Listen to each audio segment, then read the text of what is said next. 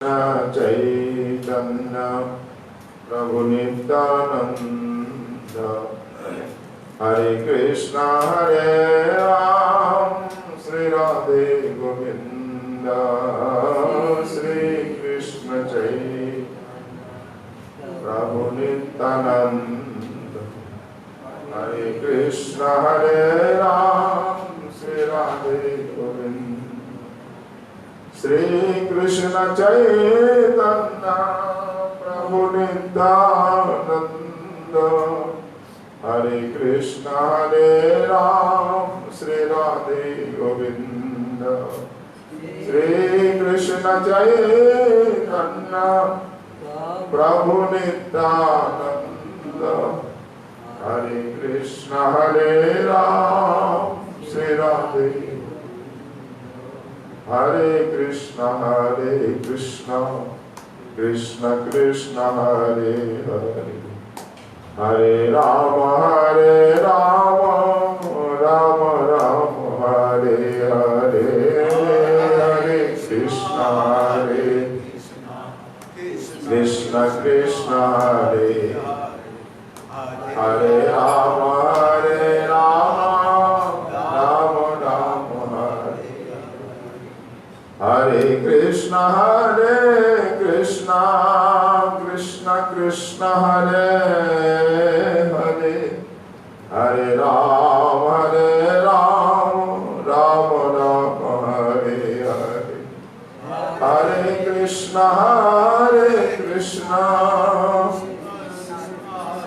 हरे हरे हरे राम राम राम हरे हरे हरे कृष्ण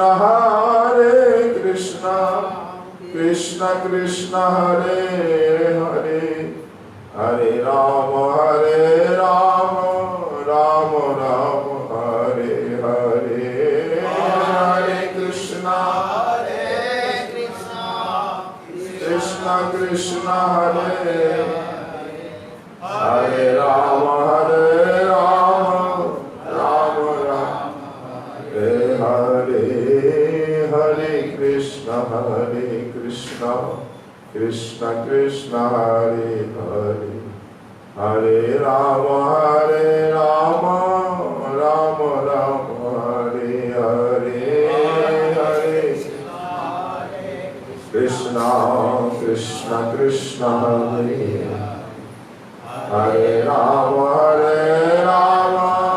राम राम हरे गौरी श्रीमद् भागवत भगवान की वेद व्यास जी महाराज की श्री सुखदेव जी महाराज की श्री परीक्षित महाराज की श्री बालकृष्ण लाल की श्रीमद् वृंदावन धाम की श्री यमुना महारानी की श्री गिरिराज महाराज की श्री राधा नयनानंद जो श्रीमद् रूप गोस्वामी पाद जय जय श्री राधे निताय गौर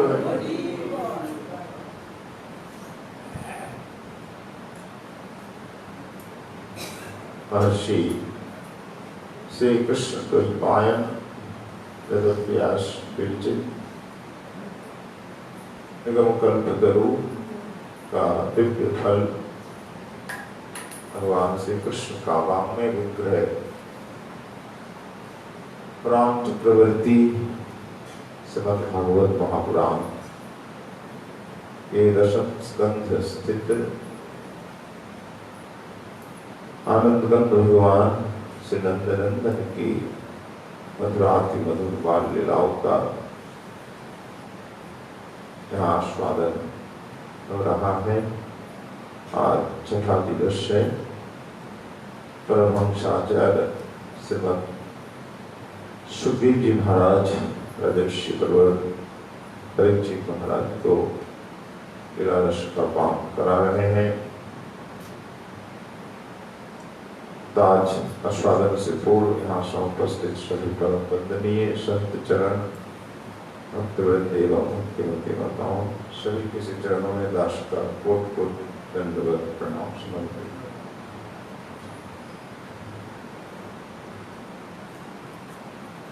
कालेन अल्पेन राजर्षे रामः कृष्णश्च गोकुले अघृष्ट जानुभिः पदभिः विचक्रमतुरंजसा।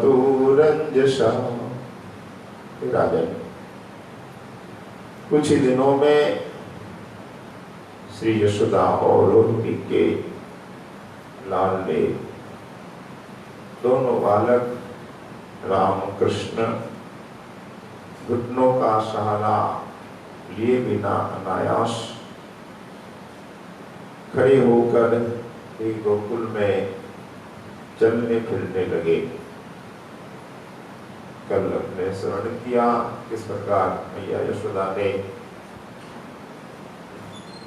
गोपाल को चलना सिखाया, तो मां की उंगली पकड़कर नंदनंदन ने इस प्रकट लीला में चलना सिखा। जो साधारण बालक ऐसा ही सीखते हैं, और मां की बड़ी अभिलाषा भी है हृदय में, मेरा लाला कब चलना सीखेगा। सूरदास जी के पदों में भी है, यशोमती मन अभिलाष करे, कब मेरो लाल घुटवन रेंगो, और कब धरनी पग देख धरे। यशोमती मन अभिलाष करे। हाँ, यशोदा अभिलाषा करती है मन ही मन, कब मेरो लाल कन्हैया घुटमन लेंगे, यानी घुटने के बल आंगन में चलेगा, और कब धरनी पग देख धरे, कब धरनी पे पग देख के चलना सीखेगा, कब मैं उसके दूध के दांत देखूंगी, और कब गोपाल की तुत्री वाणी सुनूंगी, कब नंद बाबा से बाबा बाबा कहकर बोले को, और मुझे जननी मैया कहकर बोले। मैया के मन के विलासा श्रद्धा जी के पदों में व्यक्त हो रही है। यशोमती मन अभिलाष करे, कब मेरो लाल घुटवन रेंगे, कब धरनी पग देख धरे, कब त्वे दंत दूध के देखो, कब त्वे दंत दूध के देखो, कब तुत्री मुख ब्यान झरे। यशोमती मन अभिलाष करे, कब नंद ही कही बाबा बोले, कब नंद ही कही बाबा बोले, और कब जननी कही मोही रड़े, कब जननी कही मोही रड़े।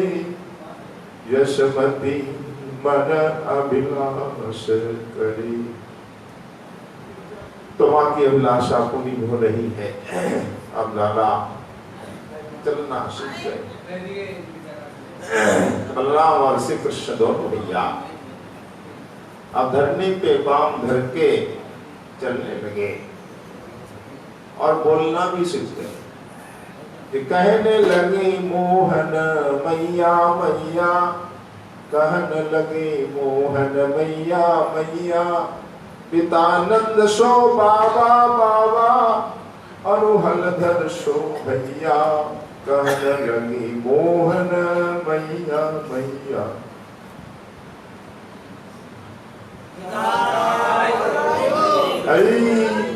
जय जय श्री राधे।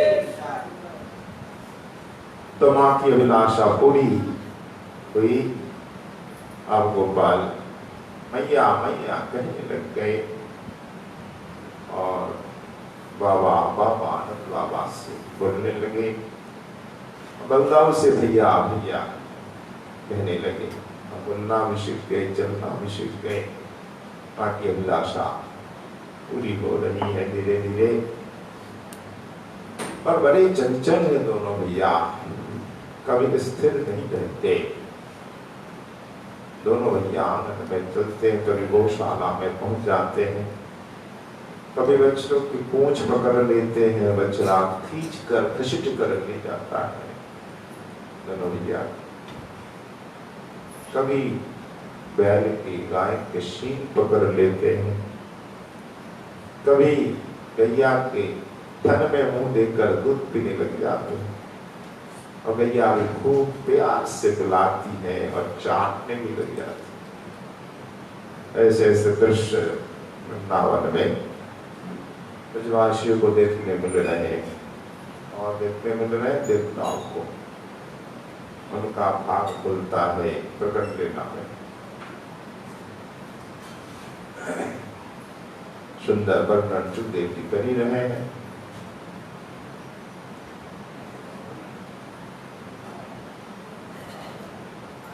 तन्मातरो निज सुतौ गणया श्रुवन्तौ, तन्मातरो निज सुतौ गणया श्रुवन्तौ, पंकांकराग रुचिरा उपकुय्य दुर्भां, दत्त्वा स्तनं प्रविपतौ, दत्त्वा स्तनं प्रपिबतो स्म मुखं निवीक्ष्य, मुग्धस्मिताल्पदशनं यजतो प्रमोदम। हे राजन, दोनों माताएं कन्हैया की बाल चंचलता को देखकर स्नेह से भर जाती हैं। दोनों माताओं के पैरों से दूध की धारा बहने लगती है। कन्हैया श्रुवंतो, यानी स्नेह से अपने आप दूध की धारा बहने लग जाती है।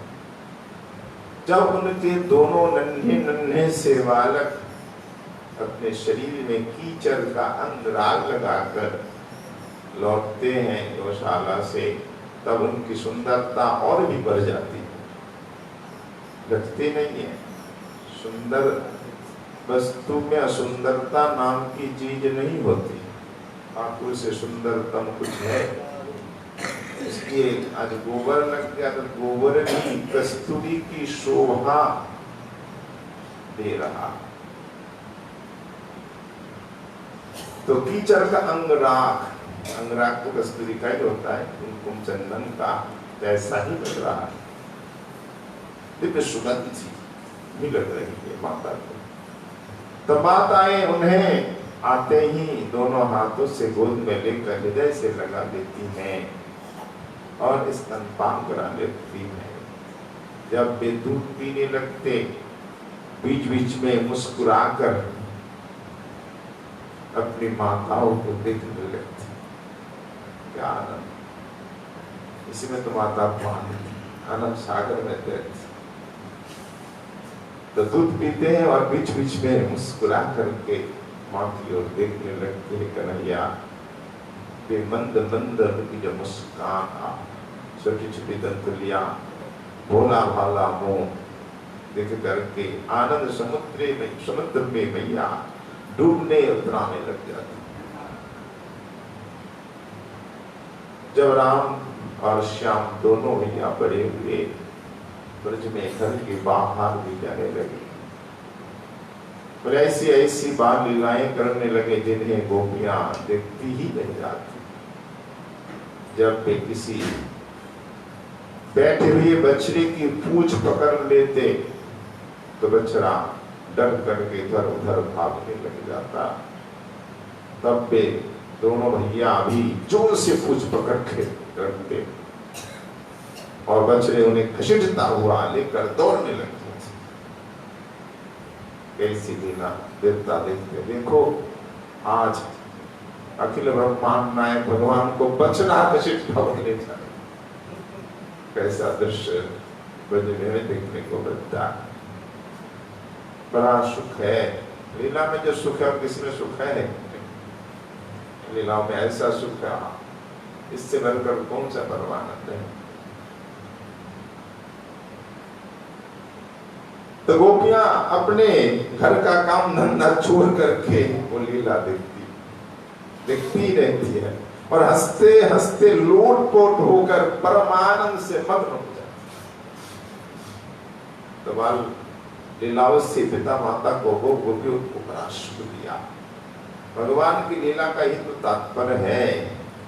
अगर लीला का तात्पर्य ही भक्तों को सुख देना, असुरों को मारना, ये मुख्य तात्पर्य नहीं है। ये गौण कारण है धर्म की स्थापना, धर्म का विनाश, दुष्टों का संहार, संतों का पालन। पिताजी ने जरूर कहा है, बड़े गौण कारण। मुख्य कारण भक्तानां विनोदार्थम करोमि विविधा क्रीड़ा। भगवान की वचन है कि मुख्य कारण है अवतार के मद भक्तानां विनोदार्थम, मेरे भक्तों के विनोद सुख के लिए मैं बहुत सी लीलाएं करता हूं। ये जो लीलाएं बाल लीला भक्तों को केवल सुख देने के लिए होती है, स्वयं भी सुख पा रहे हैं। तो कन्हैया बलदाव दोनों ही बड़े चंचल और बड़े खिलाड़ी भी थे। वे कहीं हिरन, गाय आदि जो सिंह वाले पशु है उनके पास दौड़ कर जाते, सिंह पकड़ लेते। बोल रहे सुखदेव जी महाराज, श्रृंगंडद्रंष्टशीचल द्विजकंटकेभ्यः क्रीड़ा परावत चलौ शशुतौ निषेद्धुम गृहान कर्तुमपि यत्र न तज्जनन्नौ शेकादया पतुरलं मनसो नवस्था। तो दोनों बड़े चंचल, बड़े खिलाड़ी थे। कहीं हिरन, गाय आदि सिंह वाले पशुओं के पास दौड़ जाते तो कभी धधकती हुई आग में खेलने के लिए कूद जाते और कभी दांत वाले, दांत से काटने वाले पशु के पास पहुंच जाते। कभी आंख बचाकर दोनों भैया तलवार खर उठा लेते। कभी कुएं के पास, गड्ढे के पास जल में गिरते गिरते बचते। कभी मोर आदि पक्षियों के निकट चले जाते और पंख को खींचने लगते हैं। कभी कांटों में गिर जाते। दोनों माताएं बहुत घबराती, पता नहीं ये दोनों बालक क्या करने लग जाए, कब कौन सी दुर्घटना हो जाए। माताएं बहुत कहती, मना करती, पर इनकी एक नहीं चलती। भैया ये दोनों बालक नहीं सुनते। ऐसी स्थिति में यशोदा जी, रोहिणी जी घर का काम धंधा भी नहीं संभाल पाती। दोनों लालाओं को देखेंगे या घर का काम करेंगे, उदासियां करती। तो वे दोनों बालकों के पीछे पीछे लगी रहती है। उनका चित्त बच्चों को भय की वस्तुओं से बचाने के लिए चिंता से अत्यंत चंचल हो जाता। भगवान को बचाने के लिए यही तो लीला। भक्त को बचाने के लिए भगवान चिंतित रहे, ये तो ठीक है। हमारे भक्तों को विपत्ति नहीं हो जाए, पांडवों के लिए सदा भगवान चिंतित रहते हैं, पता नहीं कब क्या हो जाए। तो भक्तों को बचाने के लिए वैसे भगवान चिंतित रहते हैं। पर पृथ्वी में तो उल्टी बात, बीच की लीला में आ गई। यहाँ भगवान को बचाने के लिए दोनों माताएं चिंतित रहती है। नहीं यहाँ कब क्या कर ले, कब चोट खा जाए तो क्या हो जाए,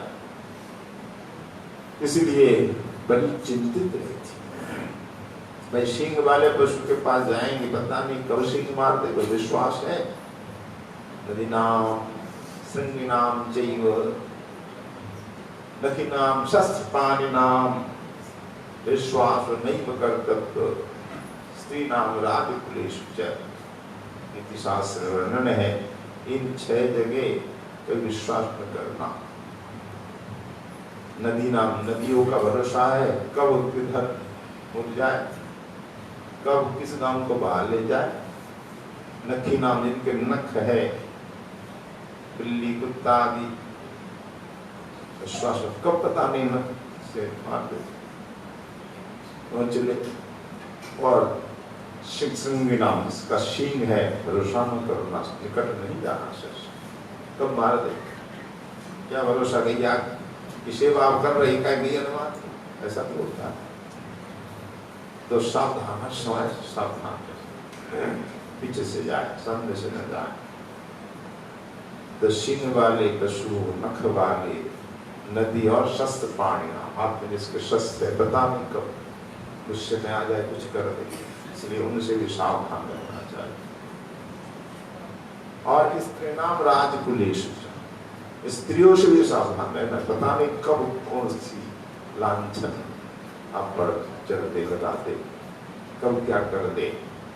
और राजकुलेषु, राजकुल मतलब राज परिवार से भी सावधान रहे, सिपाहियों से भी, पुलिस से भी, राजकुल के ये सब पता नहीं कब किसने आपको फंसा दे, कोई भरोसा नहीं। राजा और राज सिपाहियों से, इनसे भी सावधान रहना। हमारे पूर्वजों ने सिखाया, बहुत पहले ऋषियों ने सिखाया।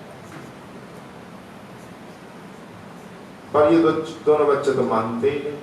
सिंह वाले के पास पहुंच जाते तो मैया घबराती, पता नहीं कब मार। वो देखो दांत वाले बंदर है, कुत्ता है, बस चले जाता। कई बंदरों के मुंह के भीतर हाथ डाल देते तो नहीं, दांत गिन रहे, पता नहीं कब काटे। पर बंदर तो बंदर के हाथों, ठाकुर के परिकर है, ठाकुर से बड़ा प्रेम होता है, इसलिए बंदर नहीं काटते। ये तो बंदर को खिलाते मक्खन को। तो श्रृंगी अग्नि, कभी अग्नि में हाथ डाल देते। अग्नि क्यों भगवान को जलाई थी? उन्हीं का तो है ही, अग्नि देवता भगवान की स्तुति करने वाले, परमात्मा को डर होता है।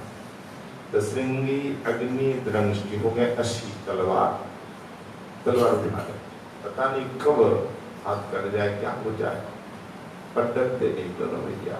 तो अशी की जगह एक अठांतर में मिलता है अही, सांप से भी नहीं डरते। एक बार आंगन में कहीं से नाग आ गया और नाग को देख करके दोनों भैया निकट आते, लोग डर के भाग जाते, दोनों आगे आए और नाग वहीं खड़ा हो गया। लेकिन आकर के कन्हैया पूछते हैं दौड़िया से, भैया जी पकड़ लो, कुछ पकड़ लो। अब वो भी अनंत जी का ही रूप है, बलराम जी का ही रूप है, पकड़ ले। तो कन्हैया ने पूछ पकड़ ली। तो नाग को इतना आनंद हुआ, वो फन फैला कर नाचने लगा, ठाकुर का स्पर्श मिला। फन इतना चमकीला, इतना सुंदर देखने में, लोग आ गया ठाकुर को कि फन को पकड़ लो, या फन पकड़ लो। दाऊ बोले पकड़ ले, दाऊ की आज्ञा होती, दाऊ का ही रूप है, फन पकड़ ले दोनों हाथ से। और नाग ने अपना शरीर को शिथिल कर दिया, वो भाग गए कि कन्हैया ने हमें पकड़ा, उनकी कृपा मिल गई और आज खेल रहे। और माँ ने दूर से देखा, ये क्या, फन पकड़ लिया कन्हैया ने, और फन को हाथ फेर रहे, ओह नारायण कहकर चित्कार कर रहे, अरे कोई बचा लो कन्हैया को। हाय हाय, आज कन्हैया को कैसे मैं बचाऊंगी। लोग आ जाते हैं, माँ की चित्कार सुनकर भीड़ हो जाती है, तो कन्हैया हट जा, कन्हैया आ जा। किसी की हिम्मत नहीं करती निकट जाने, पर भीड़ को देखकर सांप अपने आप चला जाता है, अदृश्य हो जाता है। तब मैया गोद में उठाती है, देखते कि कांटा तो नहीं, कुछ नहीं हो। ऐसी लीला महाप्रभु की भी हुई है। ये नाग क्यों काटेंगे भाई? संतों को नाग नहीं काटता है, भजन करने वाले भक्तों को नहीं काटता, भगवान को क्यों काटे? यहाँ देखा गया बड़े बड़े संतों के पास नाग आते रहते। हमारे नवाचार्य हरिदास ठाकुर की गुफा में तो नाग रहता ही था। एक कालना वाले भगवान दाजी महाराज सिद्ध बाबा, उनकी कुटिया में भी नाग रहते। डरते लोग कहते बाबा डरते नहीं आप, आपको डर नहीं लगता? डर काहे का, हमारे राम प्रभु के बड़े भाई है ना, तो क्या डर? तो डरते और ये कुछ नहीं करते। ऐसी बहुत घटनाएं होती हैं। हरि बाबा तो कुछ दिन के नहीं है, तब रहते, वो जब लेटे रहते एक नाग रोज आता, काला सा नाग आकर होंगे तलवे को चाटता, लोग देखकर रह जाते। भयंकर सर्वविषधर काला नाग पर बाबा के चरणों में आकर के लिपट जाता, चरणों के तलवे को चाटता। नाग भी संतों से हत्तों से जाकर काटता। और कभी द्विजकंठ के बीच का ब्राह्मण जो आते हैं, गौलीला में भी ब्राह्मण यहाँ भी आते, कण्व ऋषि का नाम आता है। एक बार भोग लगाते तो कन्हैया जाकर खा लेते, दूसरी बार तीसरी बार तब कन्हैया बोले बाबा तुम हमें पुकारते हो, भोग लगा कर फिर हाय हाय कर, अरे जूठा कर दिया, जूठा कर दिया। नंद बाबा देखो तेरे लाला ने जूठा कर दिया। ये कौन सी लीला, ये कैसे व्यवहार आपका? पहले पुकारना फिर दुत्कारना। ऋषि बोले अच्छा आप भी वही हो।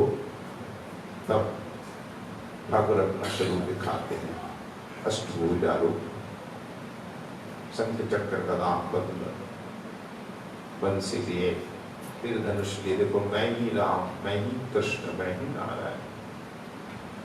बोलो भक्तवत्सल भगवान की। जब ऋषि स्तुति करते हैं और क्षमा मांग कर फिर चले जाते हैं। और द्विज का दृष्टांत है पक्षी। तो पक्षी के मोर पंख पकड़ करके खींचते हैं। मैया के देख पक्षी है कब चोंच मार दो, ऐसा नहीं करना चाहिए। लाला बंदरों से दूर रहना, मोर पक्षी से, हिरण से, गाय से दूर रहना, निकट न जाना। पर कहाँ मानने वाले, जितना माना करती है उतना ही ये पीछे पीछे जाते। और कभी जल कंटक दो रह गया, और टीका में बताते हैं जल, कभी जल में गड्ढे में जल होता है तो हम गिर जाते, कभी कुएं के पास चले जाते। एक बार कुएं के पास गए और गिरते गिरते बचे। नंद महल में कुआं रसोई में है, उस कुआं से केवल यशोदा रोहिणी माँ ही पानी बेचती। तो दोनों भैया माँ रसोई में है तो कोई नहीं था। दोनों भैया खेलते खेलते आंगन के भीतर आ गए। भीतर चौक में जहाँ कुआं है, कुआं में एक घड़ा निकट रस्सी से बंधा हुआ है। कन्हैया ने कहा भैया हम पानी है, देखो घड़ा है, भैया बेचती है ना। हाँ, तो घड़ा को नीचे उतार दिया। अब घड़ा तो भर गया, अब कन्हैया से उठाया नहीं था। बाल लीला 2 वर्ष के हैं, उठा नहीं पा रहे। घड़े घड़े को भैया भैया भैया तो भैया ने हाथ लगाया, ये भी नहीं, इनसे भी नहीं हो रहा। संपूर्ण पृथ्वी को धारण करने वाले दाऊ जी आज घड़ा नहीं उठा पा। दोनों भैया जोड़ लगाए फिर भी घड़ा नहीं उठा। इनसे खींचा नहीं गया, उल्टा ये दोनों भैया कुएं में गिरते जा रहे। घड़ा इनको लेके कुएं में चला जा रहा। अब विपत्ति भयंकर, इस समय किसको पुकारे? जब भक्तों पे विपत्ति आते भगवान को पुकारते, और भगवान को विपत्ति आ जाए तो किसको पुकारे? भक्तों ही पुकारे, भक्ति उनके सब कुछ है ना। भक्तों को पुकारे, माँ मैया मैया मैया बचाओ बचाओ। सुखदेव जी बोल रहे, राजन देखो देखो, विपद भंजन भगवान पर विपत्ति आई है। विपत्ति इसके तारक आज विपत्ति में है। मैया को पुकार रहे हैं, मैया जाओ शीघ्र जाओ, तुम्हारे पुत्रों की रक्षा करो। तो मैया आवाज सुनकर आती है, देखते हैं कि दोनों भैया का सिर तो कुएं के भीतर अभी गिरने ही वाले। जल्दी आकर के मैया ने दोनों हाथ से दोनों वाल खींच लिया और कहा, तुम इतने दुष्ट हो गए हो, इतने चंचल, अगर मुझे आने में एक निमिष भर भी देरी होती तो तुम दोनों के दोनों कुएं में गिर जाते। हाय हाय, तुम्हें हम किस प्रकार रक्षा देंगी, नारायण बचाओ। ऐसी चंचलता, ऐसी दुष्टता, ऐसा मत करो बेटा। मैया को रोने लग जाती है, ठाकुर से प्रार्थना करते, ठाकुर इन दोनों बालों की चंचलता कम कर दो। इस प्रकार चंचलता ठाकुर हमारे कर रहे हैं, कभी कांटों में गिर जाती। इसकी व्याख्या कर रहे हैं श्री रामभागवत गोस्वामी जी महाराज ने की व्याख्या की वाली। वंश के गोस्वामी है प्रभुपाद गोस्वामी जी, वे भी भागवत करते, कभी किसी प्रकार दक्षिणा नहीं लेते। भागवत में अगर कोई चढ़ा भी दिया मना तो करते, कभी नहीं चढ़ाना पत्र पुष्प के अलावा। अगर कोई चढ़ाया छिप करके तो अगर पता चल गया है कुछ तो तुरंत कहते ले जाओ, किसने दिया पता नहीं तो जाओ कुछ खरीद के लाओ और बात तो सकाओ। कथा से कभी उन्होंने पैसा नहीं लिया, उनके शिष्य भक्त थे, चल जाता। तो भागवत से कभी किसी प्रकार दक्षिणा नहीं लेनी चाहिए, क्योंकि भागवत भगवान का रूप है और भागवत से हम दक्षिणा ले भागवत करके कथा सुना के तो फिर व्यापार बन जाता, ये नाम अपराध है। इसलिए पुराने हमारे संत ऋषि आचार्य भागवत से कभी दक्षिणा नहीं ली, कथा करके अपनी जीविका का माध्यम नहीं बनाया। क्या सुखदेव जी दक्षिणा ली थी? भागवत की नहीं। ऐसे संत महापुरुष हमारे प्रेरक है, प्रेरणास्पद है।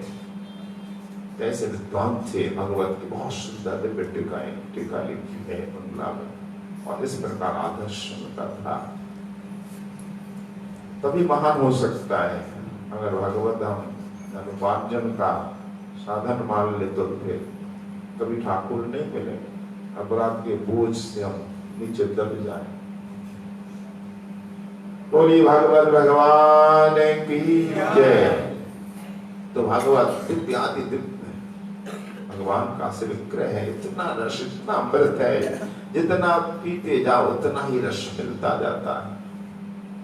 कभी रस आपको पुराना नहीं लगेगा, नया नया हर रोज नया नया नव नवायमान। भगवान उनकी कथा भी नव नवायमान। भागवत ऐसी दिव्य वस्तु, दिव्य ग्रंथ है, ये ऋषिकों को ही मालूम कितना रस है।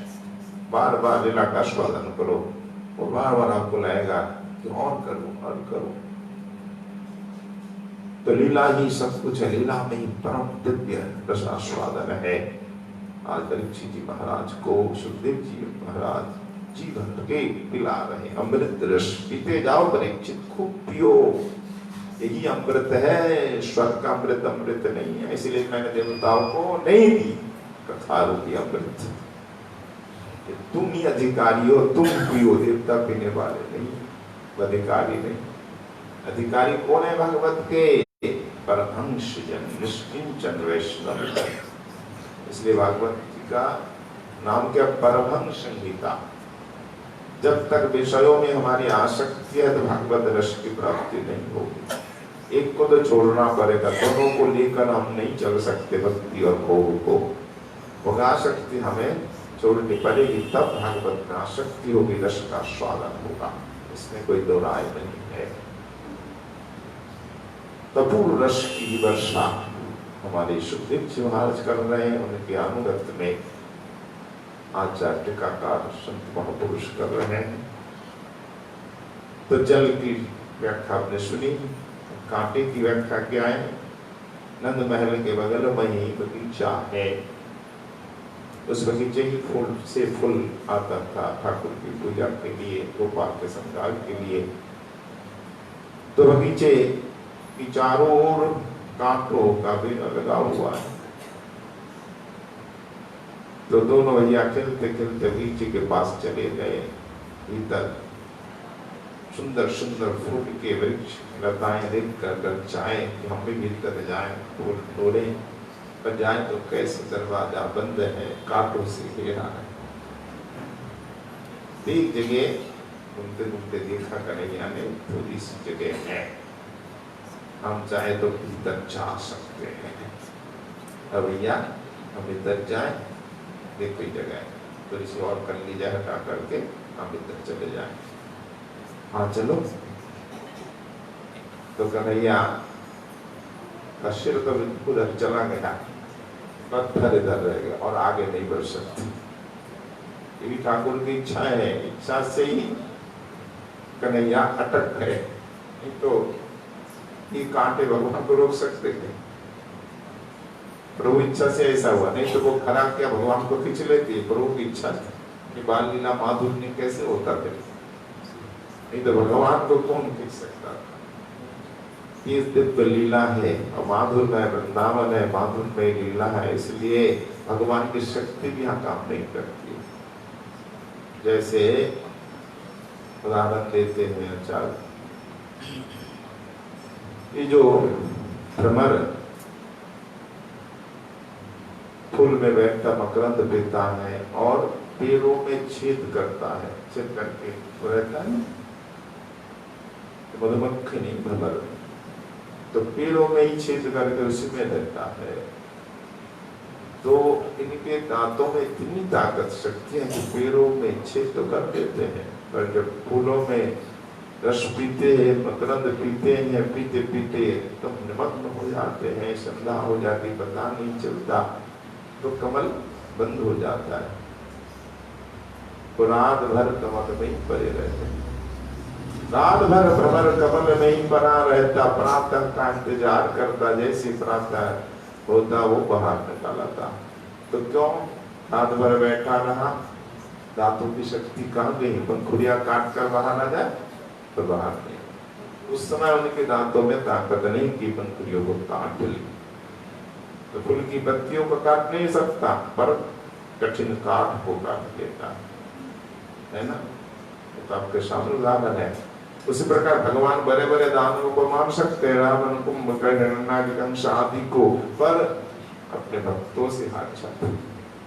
माधुर्यमय प्रेममय वृंदावन प्रेममय, सारी वस्तु प्रेममय है। माँ की वस्तु घर आवी तो माँ का ही है ना, सब असल प्रेममय है। यहाँ कैसे भगवान जीतते? यहाँ भगवान की शक्ति काम नहीं करती कमल की तरह। दांतों में भगवान की शक्ति नहीं होती, फूल के सामने ठीक इसी प्रकार।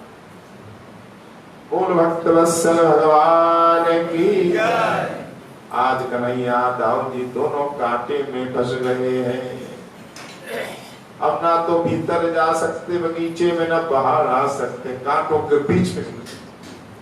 ओ दोनों भैया चटकार मैया मैया मैया बचाओ। ये नंद महल के भीतर, बाहर नहीं, बहुत बड़ा। जैसे राजाओं का भवन होता है, भीतर होता है ना बगीचा, नंद महाराज के भवन के भीतर बगीचा। मैया बचाओ बचाओ बचाओ, आवाज मैया कानों में गूंजी। कन्हैया ने कोई दुर्घटना अवश्य ही करी हो, तो कन्हैया दौड़, कन्हैया कहाँ हो तुम? मैया हम यहाँ हैं। मैया आकर देख रहे, दोनों भैया कांटे में फंस गए। भाई क्या कर लिया है? फिर भैया जल्दी जल्दी रोहिणी भी आ जाती, दोनों ने धीरे धीरे कांटों को हटा दिए, हटा करके दोनों बालकों को निकाल लेते हैं और देखते हैं कहीं कांटा चूहा तो नहीं, कहीं नहीं चूहा, ना खरोच लगा। यही तो लीला है। ठाकुर लीला लौकिक कर रहे हैं, पर लौकिक में अलौकिकता, कांटा नहीं चुभता, जानी नहीं होती, खरोंच तक नहीं लगती। देखो दिनावर्त ने गिराया, कहाँ गिराया? एक बारी में कांटों के झाड़ी के भीतर, दिनावर्त गिर के तो एकदम टुकड़े टुकड़े शरीर के हो गए, चित्रे उड़ गए, पर कन्हैया तो कुछ नहीं, खरोंच तक नहीं। ये लौकिकता में अलौकिकता, ये तो भगवान की लीला है। बोलो भक्तवत्सल भगवान की जय। इस प्रकार दोनों भैया बहुत चंचलता कर रहे हैं, तो दोनों माताओं का चित्त इसी कारण चिंता से अत्यंत चंचल रहता था। पता नहीं कब कौन सी विपत्ति आ जाए, कब कौन सी दुर्घटना हो जाए। तो दोनों भैया अब खूब खेलने लग गए हैं, बोलने भी लग गए हैं, अपने सुनाई है। अब बाबा से कहने लगे, क्या कहने लगे? मोहन मैया मैया, पिता नंद सो बाबा बाबा, अरूहल धर सो भैया। कहने लगे मोहन मैया मैया, बोलने भी लग गए, चलने भी लग गए। रोज गोपियां आती और कन्हैया माने खिलौना है, खिलाती। एक गोपी कहती है, लाला तेरा मुख कहाँ है?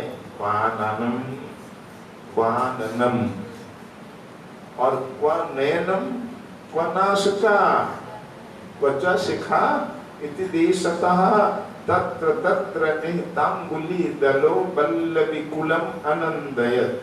बल्लविकुल अनेक गोपियां आती है। एक गोपी पूछती, लाला तेरा मुंह कहाँ है? तीन उंगली दिखा देते। अरे लाला तेरी आंख कहाँ है? तेरी नाक कहाँ है? तेरे कान कहाँ है? जो जो गोपी पूछती उस जगह उंगली दे देकर बता देती। लाला तेरी चोटी कहाँ है? ये दिखा। तो इस लीला से गोपियों को खूब बड़ा सुख मिलता। फिर एक गोपी पूछ रही, लाला काते प्रसुर जनहिता तम को बदेती, पृष्ठ कयाचित अति स्मित पेशलाशः, तांच तंच कोमल करांबुज पल्लवेना, संदर्शयन प्रणयिना मुदमातताना। एक गोपी कहती है, काते प्रसूर, लाला तेरी मैया कहाँ है? मैया कौन सी है बता? तो मैया को पकड़ लेती है, मेरी मैया है।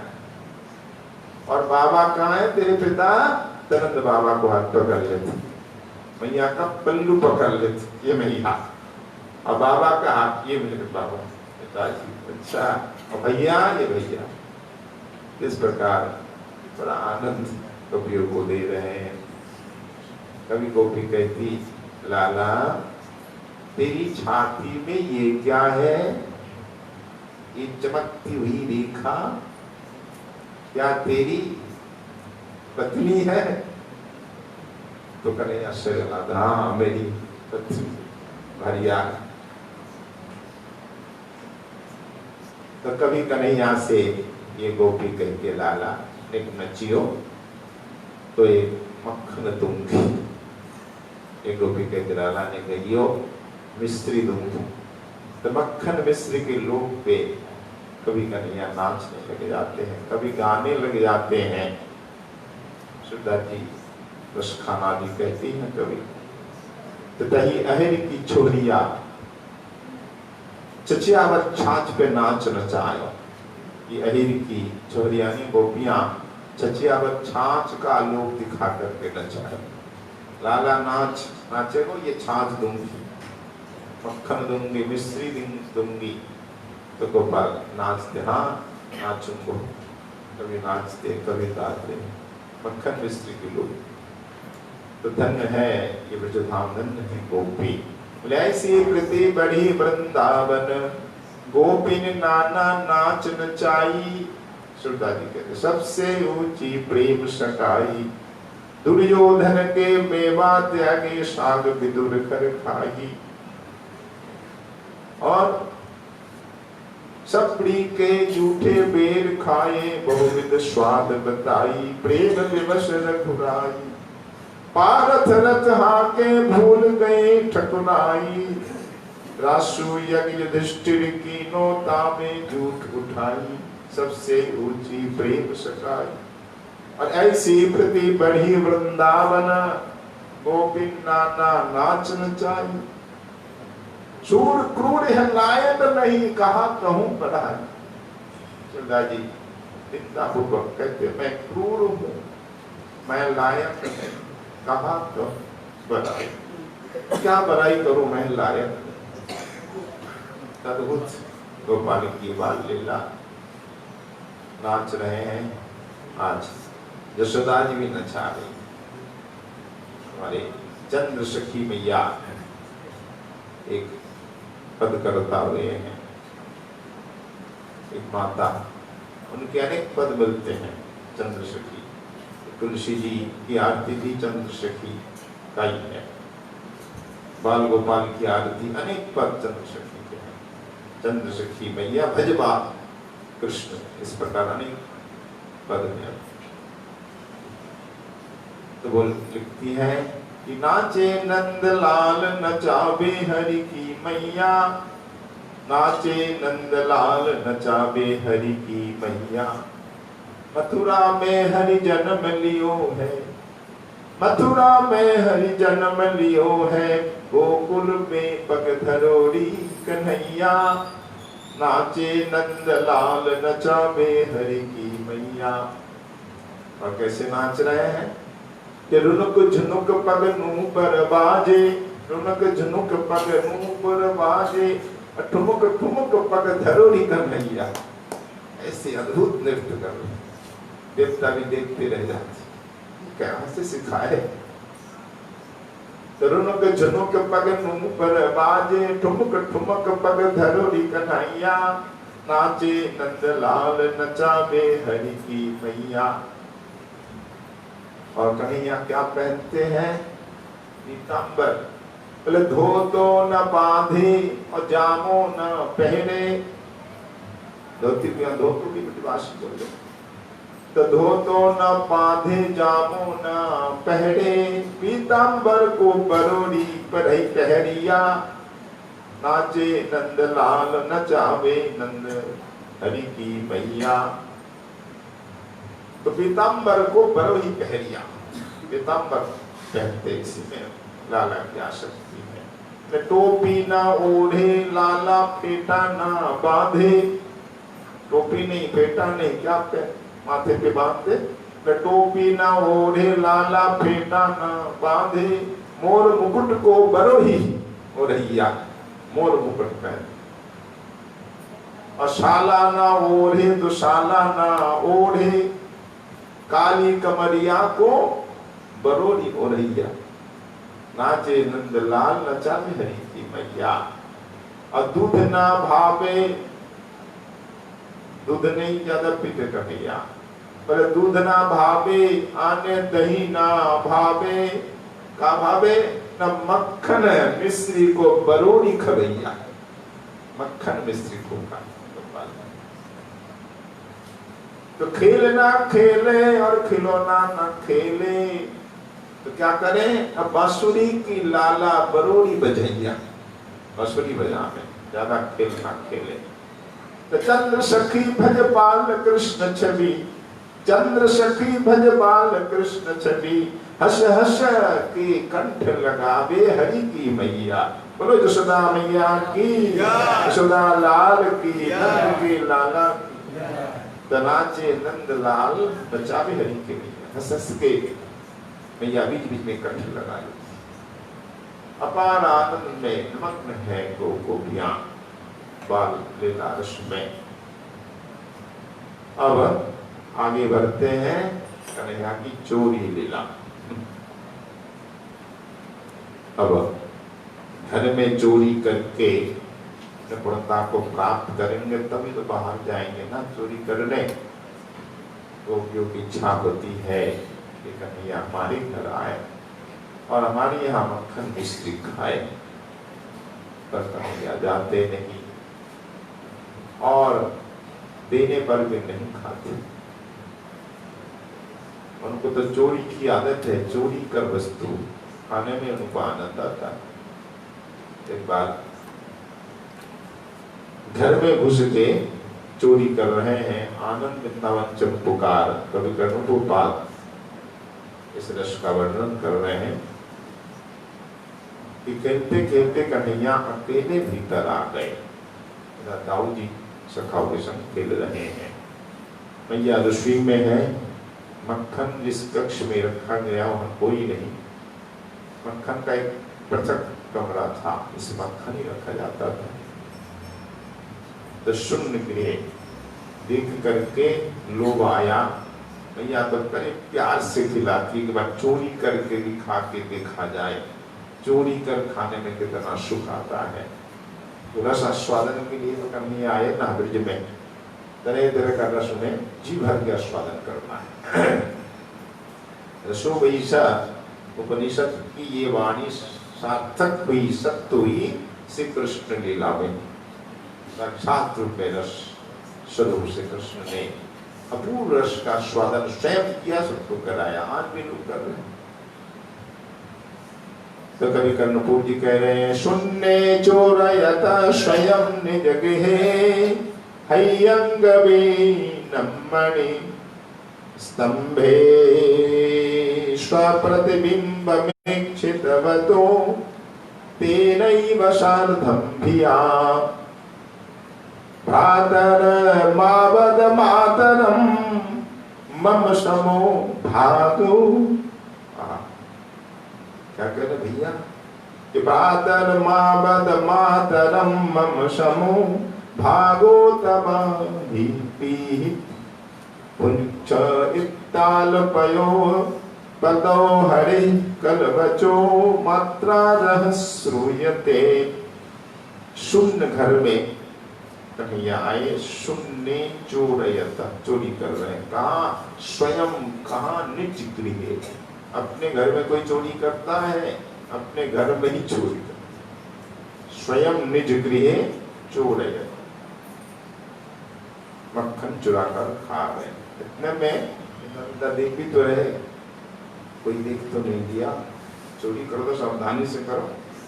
कहते ना नकल करने के लिए अक्ल चाहिए, और कोई नकल नहीं कर सकता, तो चोरी करने की बुद्धि चाहिए।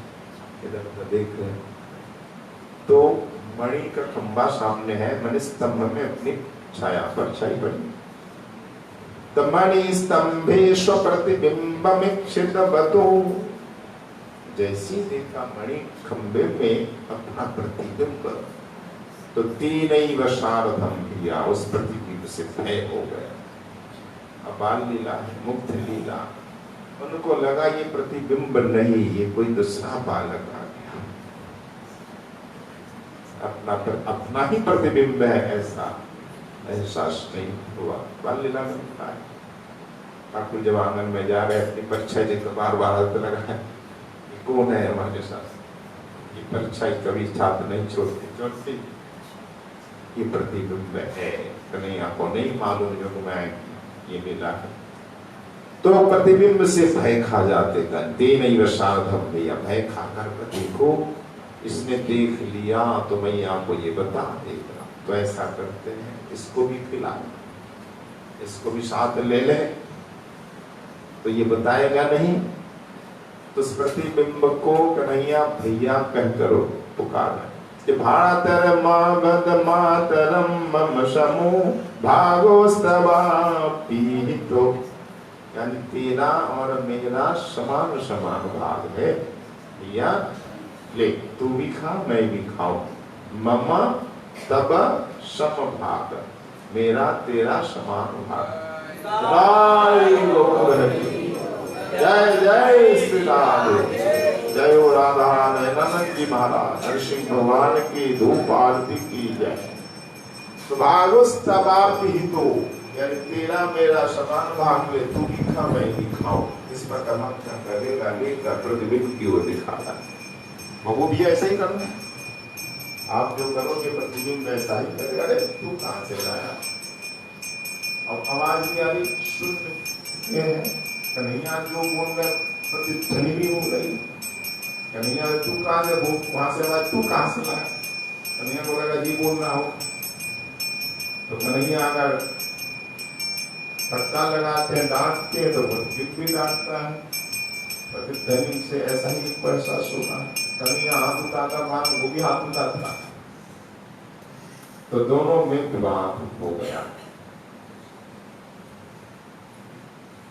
तो हरि कल वचो मात्रा रहस्यूयते, उस प्रतिबिंब से जो बातचीत हो रही है, विवाद हो रहा है, कन्हैया सब सुन रही है। क्या बात है? कन्हैया किससे बात कर रहा है? कोई है तो नहीं, किससे झगड़ रहा है? तो माता धीरे से आई और आकर के पूछा, कन्हैया कहाँ बैठे? कुंती लड़वा तू को आएगो घर पे? माता को देखते ही कन्हैया अपने प्रतिबिंब को दिखाकर कहने लगे, कन्हैया जी आएगो घर पे? तुस आयो? कौन है जी? माता कईश नवनितमिदं तदीयं लोभेन चरयितुम् अद्य गृहं प्रविष्टा मदबारनं न मनुते मयि रोष भाजी रोषम तनोति नहीं में नवनीत लोभा। मैया मैया देखो ये कौन है? लोभ बस तुम्हारा माखन चुराने के लिए आज घर में घुस आया है और मैं मना करता हूँ तो ये मानता ही नहीं। मैं क्रोध करता हूँ यह भी क्रोध करता है मेरे ऊपर। भैया तुम कुछ और मत सोचना, मेरे मन में माखन का तनिक भी लोभ नहीं है। पहले ही बता दिया, आशंका बता दी, शायद मां मुझे ही चोर बताए। मेरे मन में माखन का लोभ नहीं भैया, ये चोरी कर लेना। मैं मना कर तो ये मानता ही नहीं है।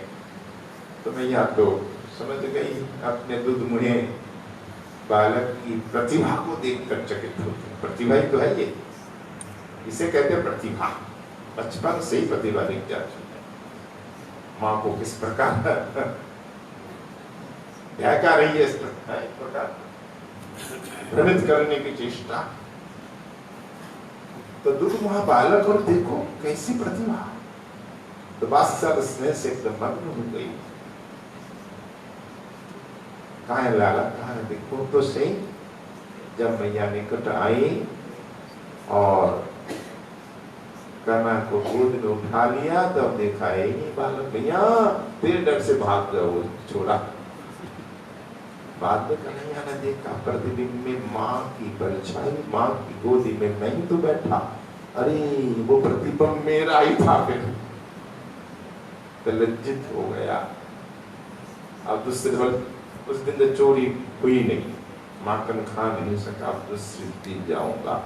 अब दूसरे दिन आया, अब प्रतिबिंब से कोई डर नहीं। अब समझ में आ गई कि मेरा प्रतिबिंब है। तो माखन चोरी कर खा रहे थे कन्हैया। अब आज माँ को मिल गई, मक्खन के गले में हाथ डुबो करके मक्खन निकाल रहा है। तो हाथ में कंगन है, टकरा रहा है, उस घड़े से आवाज आ रही। ध्वनि को सुनकर माता ने समझ लिया कि आज फिर चोरी करना होगी। तो मैया पाम दबाकर धीरे से आई, आकर झरोखे से देख रही है कन्हैया क्या कर रहा। तो देख करके फिर पीछे हट जाती है। मानो बहाना मैया करती है, उनको कुछ पता ही नहीं। अपने लाले लाल को पुकारने लगी थोड़ी दूर जाकर, कृष्ण क्वाशी क्वाशी किम पिता। अरे कन्हैया कन्हैया, ओ मेरे बाप कन्हैया लाला, तू कहाँ गयो है? इस प्रकार मैया पुकारने लगी। तो माता की पुकार सुनते ही माखन चोर भगवान डर गया। मैया आ गई तो माखन चोरी से अलग हो गए। थोड़ी देर चुप रहा।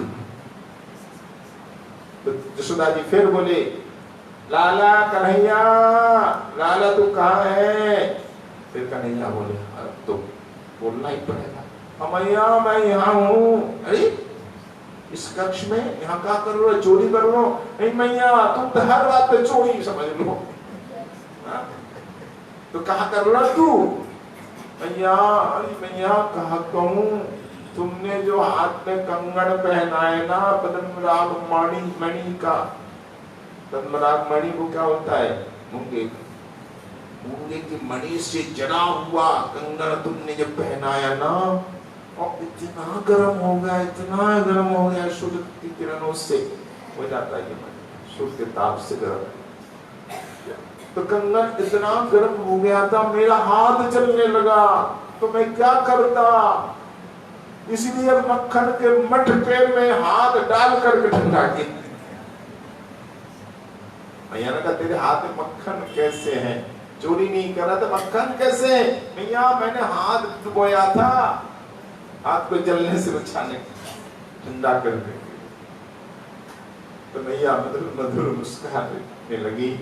कन्हैया की तुतली बोली, और कैसी बातें सुनकर मैया मुक्त हो जाती, यहाँ डांट नहीं पाती। यही प्रतिभा है, कम प्रतिभा है क्या? ये बुद्धि कहाँ से आई? किसने सिखाई है? 2 साल की उम्र में ही कैसी बुद्धि। मैया कभी कोई आश्चर्यचकित हो जाती है, पर मुग्ध होकर के सुनती रहती है, डांट नहीं पाती। फिर मैया कहती है, आओ बेटा देखो तो सही तुम्हारे हाथ कैसे तप गए, कितने तप गए। तो हाथों को चूमने लगी प्यार से। सचमुच तुम्हारे हाथ तप गए हैं। कन्हैया को भी लगा कि मैया को पता नहीं था। सचमुच तुम्हारे हाथ तप गए हैं। ठीक है लाला, पद्मराग मणि के कंगन नहीं पहनाऊंगी दोबारा। ठीक है भैया। इस प्रकार घर में चोरी चल रही है। गोपियां सुनती तो थी, उनके मन में इच्छा कि हमारी न चोरी कर। फिर एक दिन की लीला और सुनाते हमारे कवि कर्णपुर बात की, ये रस है सब। एक दिन सायंकाल की घटना है।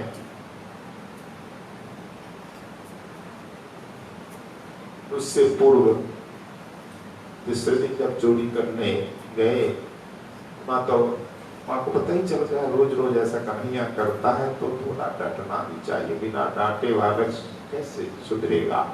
तो चोरी करता ही रहेगा, आदत बन जाएगी। एक दिन मृदु भर्त्सना, यानी बहुत मधुर भर्त्सना की, लाला ऐसा नहीं करना चाहिए। तू तेरे पिताजी का बड़ा नाम है, संत साधु का बेटा होकर इस प्रकार चोरी करेगी, आदत बन जाएगी, अच्छी बात नहीं होगी, लोग बदनाम करेंगे। लाला ऐसा न करे, सब तेरी तो है, तू खा, जब भूख लगे मान के खा, चोरी कर नहीं खाते बेटा। बस इतना कहना था कि नेत्रों से आंसुओं की झड़ी लग गई, खूब रोने लगे। दोनों हाथों से आंख मलने लगे और रोने लगे। गला मुथ गया, मुंह से बोला नहीं जाता। इतने में पिताजी आ गए। मतलब बोले, कन्हैया कैसे रो रहे? लाला काहे रो? मैया ने डांट लगाई। अच्छा मैया ने क्यों? तो लाला ने कहा, मैया तुम ही बता दो ना, तुमने क्यों डांटा?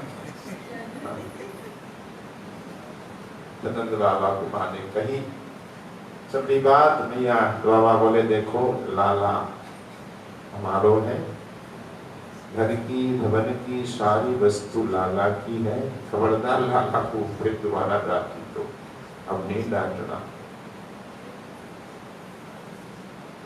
तो प्यार से नंद बाबा ने गोदी में उठा लिया, चुमने लगे और लाला से कहा, लाला तेरी मैया तो डांटती रहती है, तो माँ के पास मत जाना, मेरी गोद में ही रहे। जैसे कहा तो तुरंत बाबा की गोद से उतरकर माँ से चिपट गया। माँ के बिना कन्हैया कहाँ रह सकते। तो बेटा माँ के पास जो सुख प्राप्त करता है, जो शांति, वो कहाँ मिले? माँ की गोद में जो सुख हमको मिला बचपन, वो कहाँ मिले?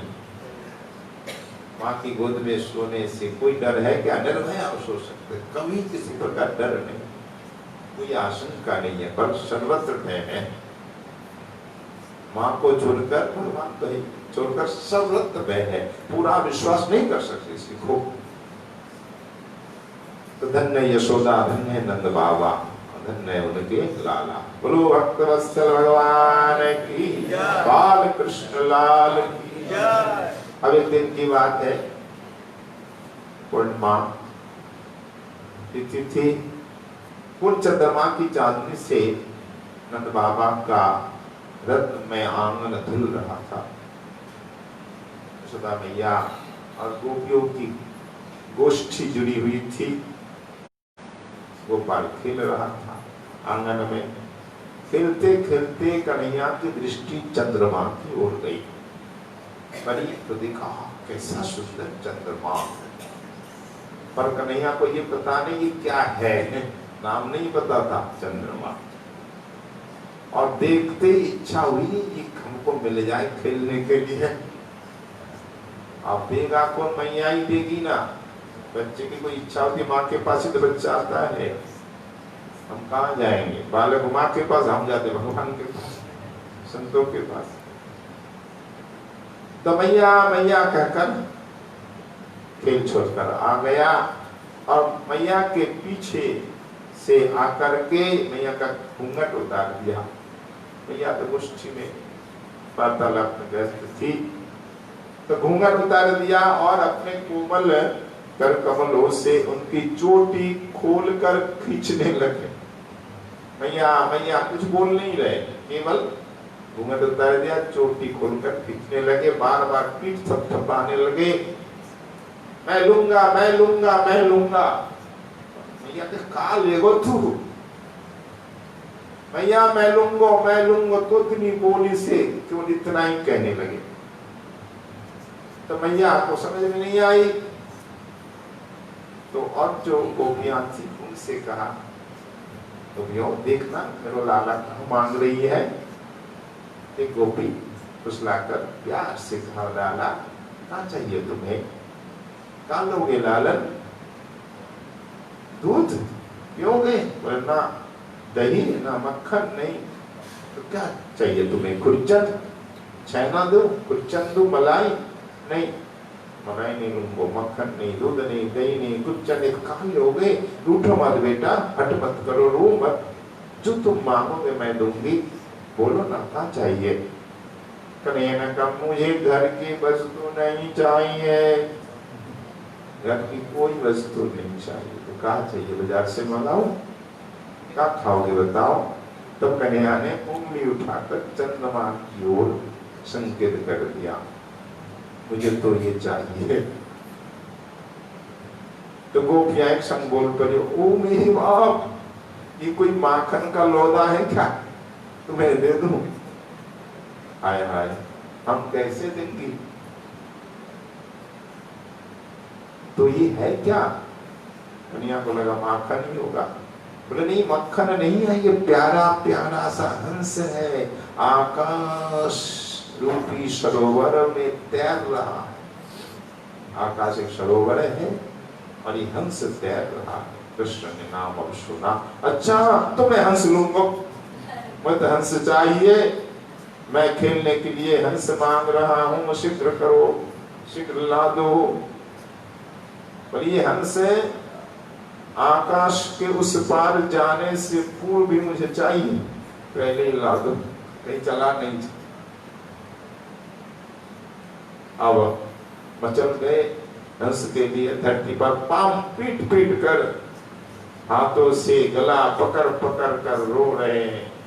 धरती में पांव पीट रहे, माँ का गला पकड़ हाथ से, मैया दो दो दो दो, मैया दो दो, और अधिक रोने लगे। दूसरी गोपी एक आई, बेटा क्या चाहिए? राम राम, तुम्हें उस गोपी ने बहला दिया है, देखो ये राजहंस नहीं है तो क्या है? आकाश में ही रहने वाला चंद्रमा है, राजहंस नहीं है।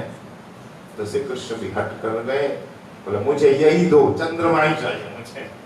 अगर चंद्रमा है तो चंद्रमा दो, मैं खेलूंगा। अरे लाला, ये कोई खेलने की वस्तु नहीं है, नहीं मुझे चाहिए, अभी दो अभी दो। और बहुत रोने लगा। अब किसी गोपी से नहीं संभला, तो आखिरी में माँ को ही आना पड़ा। गोष्ठी छोड़कर आ गई, लाला को गोद में उठा लिया, प्यार से बोली, मेरी लाला कन्हैया, तो क्या चाहिए? देख, ये न तो राजहंस है, नहीं चंद्रमा है, तो क्या है मैया? हंस भी नहीं, चंद्रमा नहीं। अरे लाला, ये तो मक्खन ही है, परंतु तुम्हें देने योग्य नहीं है। क्यों मैया? ये खाने योग्य नहीं ना, खाने योग्य नहीं है। देखा वो चंद्रमा में काला काला धब्बा है ना, ये धब्बा नहीं, ये जहर लग गया है, जहर विष लग गया, इसीलिए मक्खन को फेंक दिया गया और ऊपर चला गया। ये खाने की वस्तु नहीं, तुम्हें बढ़िया मक्खन दूंगी। कोई विष लगा हुआ मक्खन खाने की वस्तु है? अब कन्हैया का मन उधर चला गया। आखिर विष लगा तो कैसे लगा? तो भैया, ये विष कैसे लग गया इसमें? बात बदल गई। मैया ने सोचा, अच्छा हुआ अब मैं इसे कहानी सुनाऊं, आगे सो जाएगा फिर चुप हो जाएगा। पहले बच्चों को माताएं कहानी सुनाती ना, सुंदर सुंदर कहानी, मीठी मीठी लोरी सुना सुना कर सुलाती। आजकल ये भी खत्म हो रही है, कहानी सुनाना, लोरी सुनाना। तो मैया कहानी सुनाती है। लाला को सुन, गोद में लेकर मधुर स्वर से सुनाना प्रारंभ कर दिया। और माँ बेटों में प्रश्नोत्तर भी होने लगा। यशोदा जी के लल्ला, देख, एक क्षीर का सागर है। क्षीर सागर का मतलब क्या है मैया? वो कैसा है? कन्हैया ने पूछा।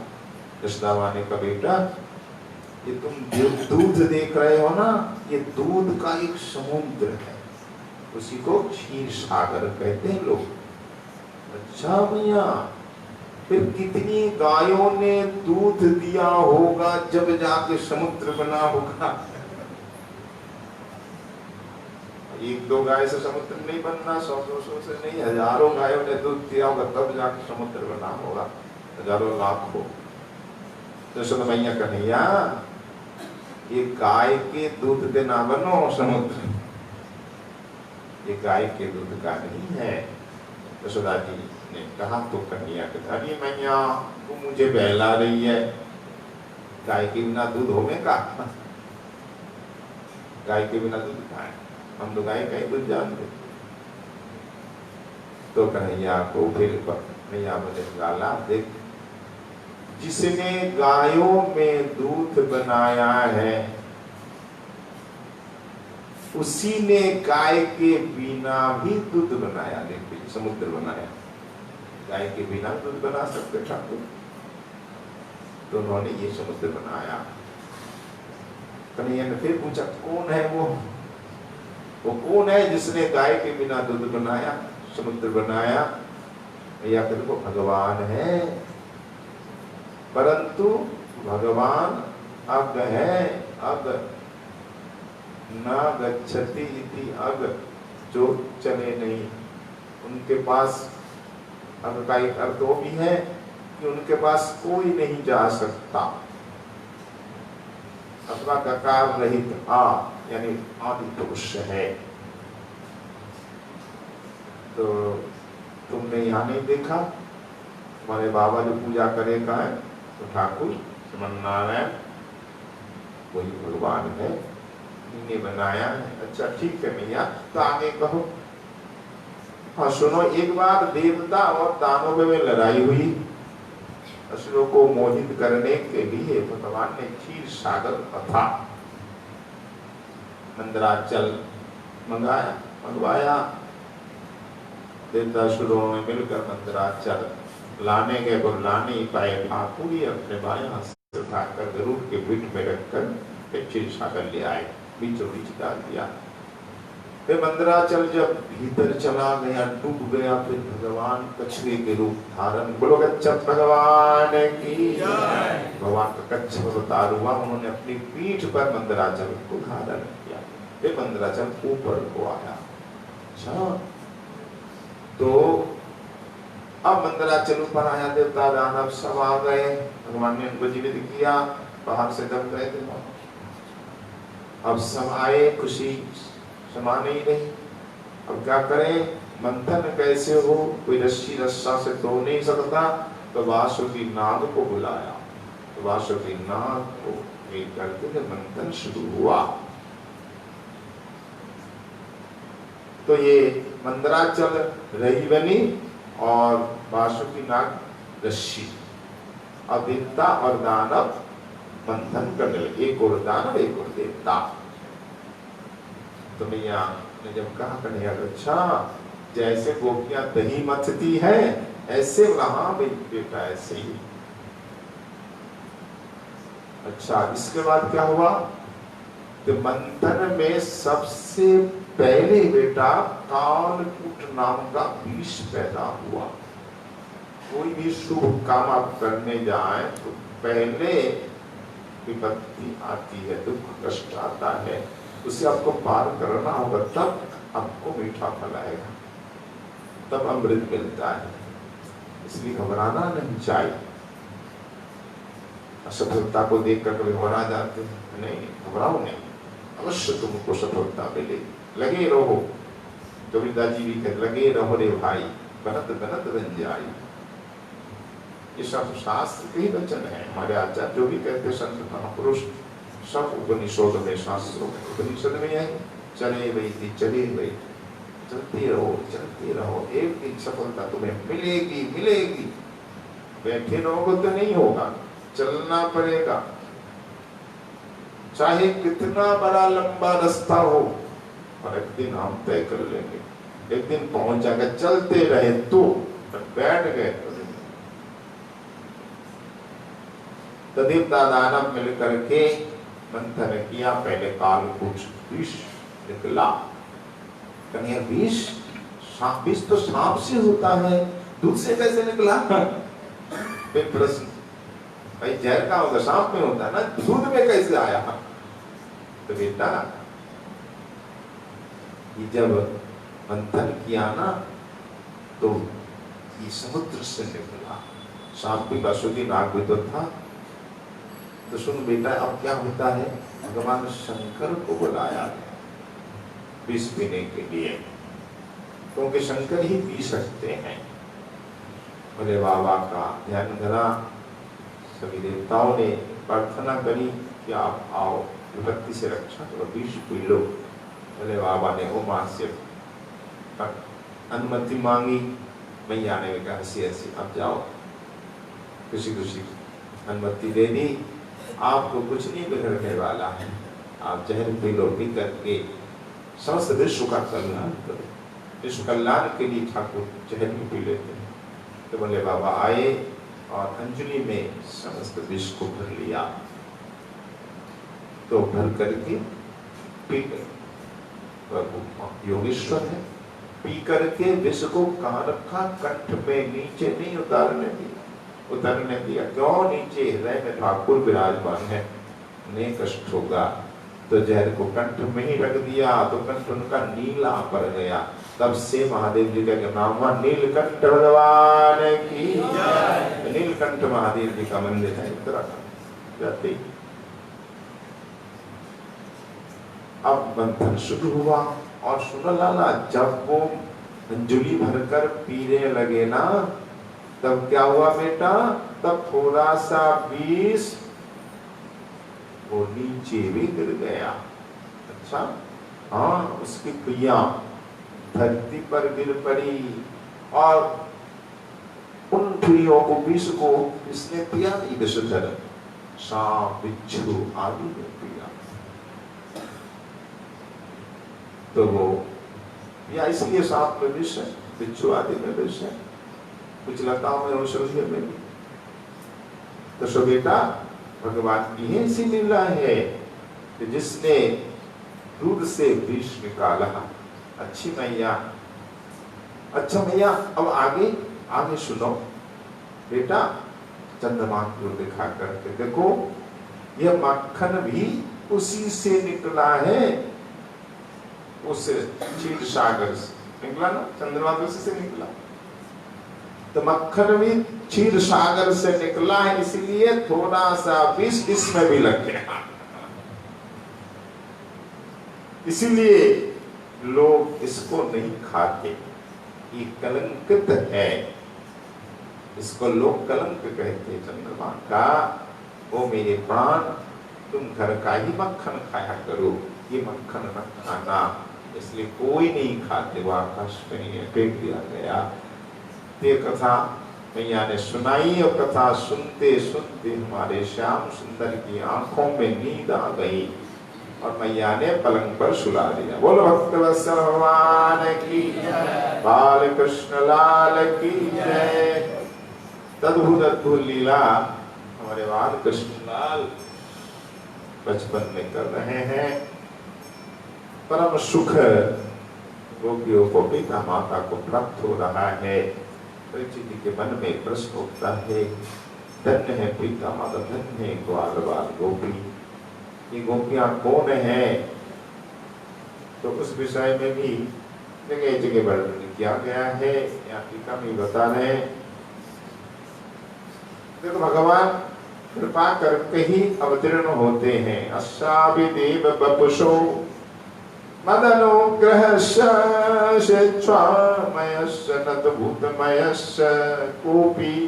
ये ब्रह्मा जी ने स्तुति में कहा, हे प्रभु आपने मुझ पर कृपा करने के लिए ही स्वेच्छा में सच्चिदानंद रूप प्रकट किया है। भगवान का सच्चिदानंद रूप के विग्रह स्वेच्छा में अपनी इच्छा से प्रकट करते हैं। आपका ये शरीर, आपका स्वरूप पांच भौतिक कदापि नहीं है, आप सच्चिदानंदमय हैं। इससे स्पष्ट हो जाता है भगवान का सभी कुछ प्राप्त है, उनका धाम, उनका ये विग्रह, उनके परिकर, उनकी सारी वस्तुएं सब के सब अप्राकृत है, नित्य है, चिन्मय है। भगवान की लीला प्राकृत नित्य है, भगवान से अभिन्न है। तो भगवान जब आते हैं उनके नित्य परिकर सब आते हैं। भगवान अपने परिकरों को लेकर ही आते हैं। पर प्रकट लीला में कभी कभी साधक भी आ जाते हैं, कभी कभी तो हर बार जो साधक सिद्ध हो जाते हैं वो कब आएंगे? प्रकट लीला में तो शामिल होंगे। नित्य धाम में नहीं जा सकते, जन्म नहीं है वहां, तो यहाँ जन्म है, तो ये आते हैं। तो ऐसी अनेक घटनाएं घटी, अनेक ऋषि गोपी बनकर आए हैं। हमने पहले भी चर्चा सुनी, नित्य सिद्धा राधा आदि नहीं, नित्य सुधा आदि, तो बहुत से ऋषि संत मुनि साधना में सिद्ध होकर गोपी बनकर आए। अब श्रुति चरी आपने सुनाई है, वेद गोपी बनकर आए हैं। श्रुतियां उद्गीता, सुगीता, कल गीता, कलकंठिका, विपंची आदि आदि जो श्रुतियां हैं, ये सब गोपी बनकर आई हैं। दंडकारण्य के ऋषि वो गोपी बनकर आए हैं। इसके अलावा भी मिथिला की कन्याएं वो गोपी बनी, जो राम जी को देखकर मोहित हो गई थी। अवध की कन्याएं वो भी गोपी बनी, कौशल की कन्याएं गोपी बनी। ऐसी अनेक रमा, वैकुंठ, श्वेतदीप आदि की गोपियां बीच में जन्म लिया है। बड़ी तपस्या करके अनेक संत यहाँ आए हैं। पद्म पुराण पाताल खंड में ऐसा वर्णन है ऋषियों का। एक उग्रतपा नाम के ऋषि थे, वे अग्निहोत्री बड़े दृढ़व्रती थे, तपस्या भी उनकी अद्भुत थी। पंचदशाक्षर मंत्र का खूब जाप करते थे। रासोन्मत्त नवल किशोर श्याम सुंदर से कृष्ण का ध्यान करते थे। उन्हें गोपी भाव चाहिए था। तो वे 100 कल्पों तक, 1-2 कल्प नहीं, 100 कल्प तक तपस्या की। ब्रह्मा जी के 100 दिन तपस्या करके सुनंद गोप की कन्या बनी सुनंदा, एक गोपी बनी। और एक सत्य तपा, ये सब अजौथिकी में आते हैं, एक एक करके मंदिर सामने मुनि बताया जो गोस्वामी पाद ने। एक यौथिकी में आ जाते हैं श्रुतियां, धनकारण की ऋषियां, अयोध्या अवध को मिथिला की कन्याएं, यौथिकी के साथ। अयोथिकी में ये एक ऋषि, एक उग्र तपा, फिर सत्य तपा मुनि थे। सूखे पत्तों पर रह करके सूखा पत्ता ही खाकर कुछ नहीं चबाते, तो दशाक्षर गोपाल मंत्र का जप करते। और वे राधा जी के साथ श्री कृष्ण का ध्यान करते। पहला गोपी केवल कृष्ण का, रास मंडल में नवल किशोर श्याम सुंदर रास में नवत, ऐसा ध्यान करते थे। ये क्या करते थे कि राधा जी के दोनों कर कमलों को पकड़ करके हमारे श्याम सुंदर नाच रहे, ऐसा ध्यान करते थे। 10 कल्प तक इन्होंने तपस्या की। 10 कल्पों बाद सुभद्र नामक गोप की कन्या सुभद्रा बनी। और एक जाबाली नाम के महान ऋषि हुए ना, आप जानते जाबाली का नाम हमने सुना है। उन्होंने एक बार एक वन में विचरण कर रहे थे, उसमें एक बड़ी सी बावली देखी, बड़ा सा कुंड। उस बावली के पश्चिम तट पे एक तेजस्वी युवती स्त्री कठोर तपस्या कर रही थी, एक बड़ वृक्ष के नीचे। तो बड़ी सुंदर भी थी। तो दाहिने हाथ में ज्ञान मुद्रा धारण कर रखी थी और बाएं हाथ कमर पर था। इस प्रकार बैठी तपस्या कर रही थी। तो जाबाली ऋषि उनके पास आए और नम्रता पूर्वक प्रार्थना की, उस तपस्विनी से आप कौन है, आपका परिचय दीजिए। तो तपस्विनी क्या कहती है कि ब्रह्मा विद्या हम अतुला योगिंद्रय्या योगिंद्रय्या च मृग्यते साहम हरि पाद पदाम्बुजकं मया शुचिनं तपः ब्रह्मानंदेन पूर्णां तेनांदे आनंदेन तीर्थधी चराम्यस्मिन् वने घोरे ध्यायन्ति पुरुषोत्तमं तथापि शून्यमात्मानं मन्ये कृष्णरतिं विना। जवानी जी से कहा मैं ब्रह्म विद्या हूं। वो नानी कौन थी? ब्रह्म विद्या, जिसे बड़े बड़े होगी सदा ढूंढते रहते हैं। मैं श्री कृष्ण के चरण कमलों की प्राप्ति के लिए घोर तपस्या कर रही हूं, ब्रह्म विद्या की तपस्या कर रही हूं। देखिए मैं तो ब्रह्मानंद से पूर्ण हूं, फिर आप तपस्या क्यों कर रही हैं? जब ब्रह्मानंद से पूर्ण है, हाँ परिपूर्ण तो हूं, पर मेरी बुद्धि उस आनंद से तृप्त नहीं हो रही, क्योंकि भक्ति के आनंद के सामने ब्रह्मानंद कुछ नहीं है। ब्रह्मानंद भवे देश चेत परार्धि गुणिक करता नहीं थी भक्ति सुखाम भोदे परमानंद गुलामत। ब्रह्मानंद को आप परार्ध गुण कर दे तो भी भक्ति समुद्र के एक बूंद भी। इसलिए मैं तृप्त नहीं हूं, श्री कृष्ण का प्रेम मुझे आज तक प्राप्त नहीं हुआ है, तो प्रेम के बिना मैं अपने जीवन को शून्य मानती हूँ। केवल प्रेम पाने की मैं तपस्या कर रही हूँ। ब्रह्म ज्ञानी जावानी ने सुनकर उस ब्रह्म विद्या के चरणों में गिर गए और गिर करके जावाली जी ने उनसे दीक्षा ली।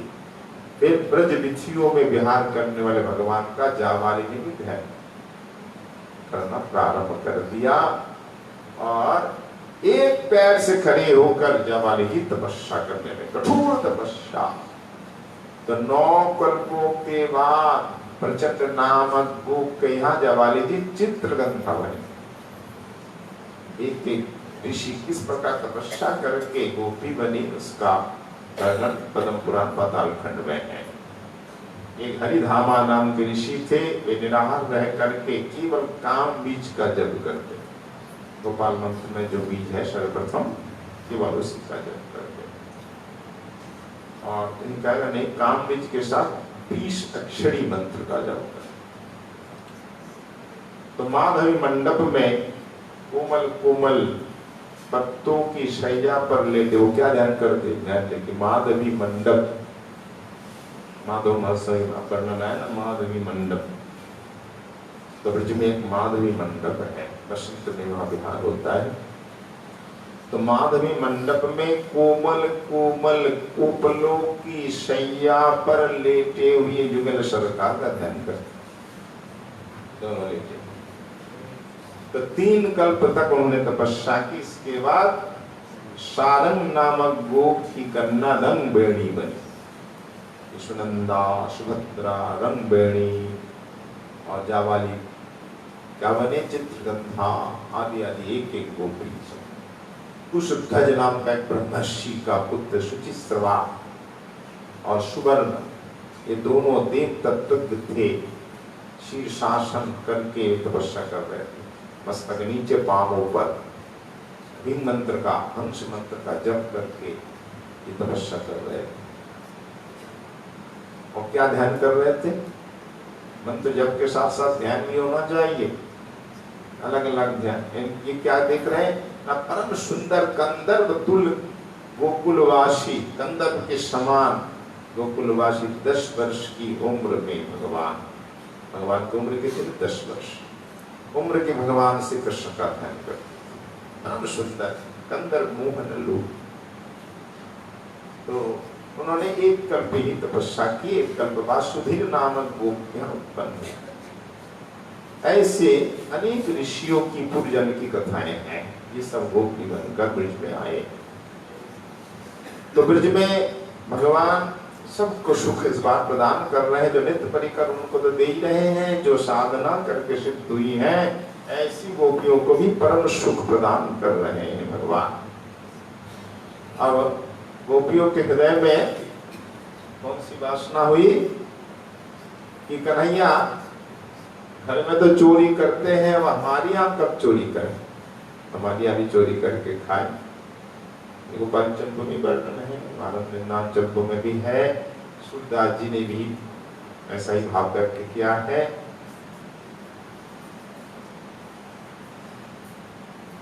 गोपियां कहती हैं, गोपाल घर में तो चोरी करते हैं, पर हमारी यहाँ कब चोरी करें, हमारी यहाँ कब आएंगे, कब हमारी यहाँ दूध दही मक्खन खाएंगे।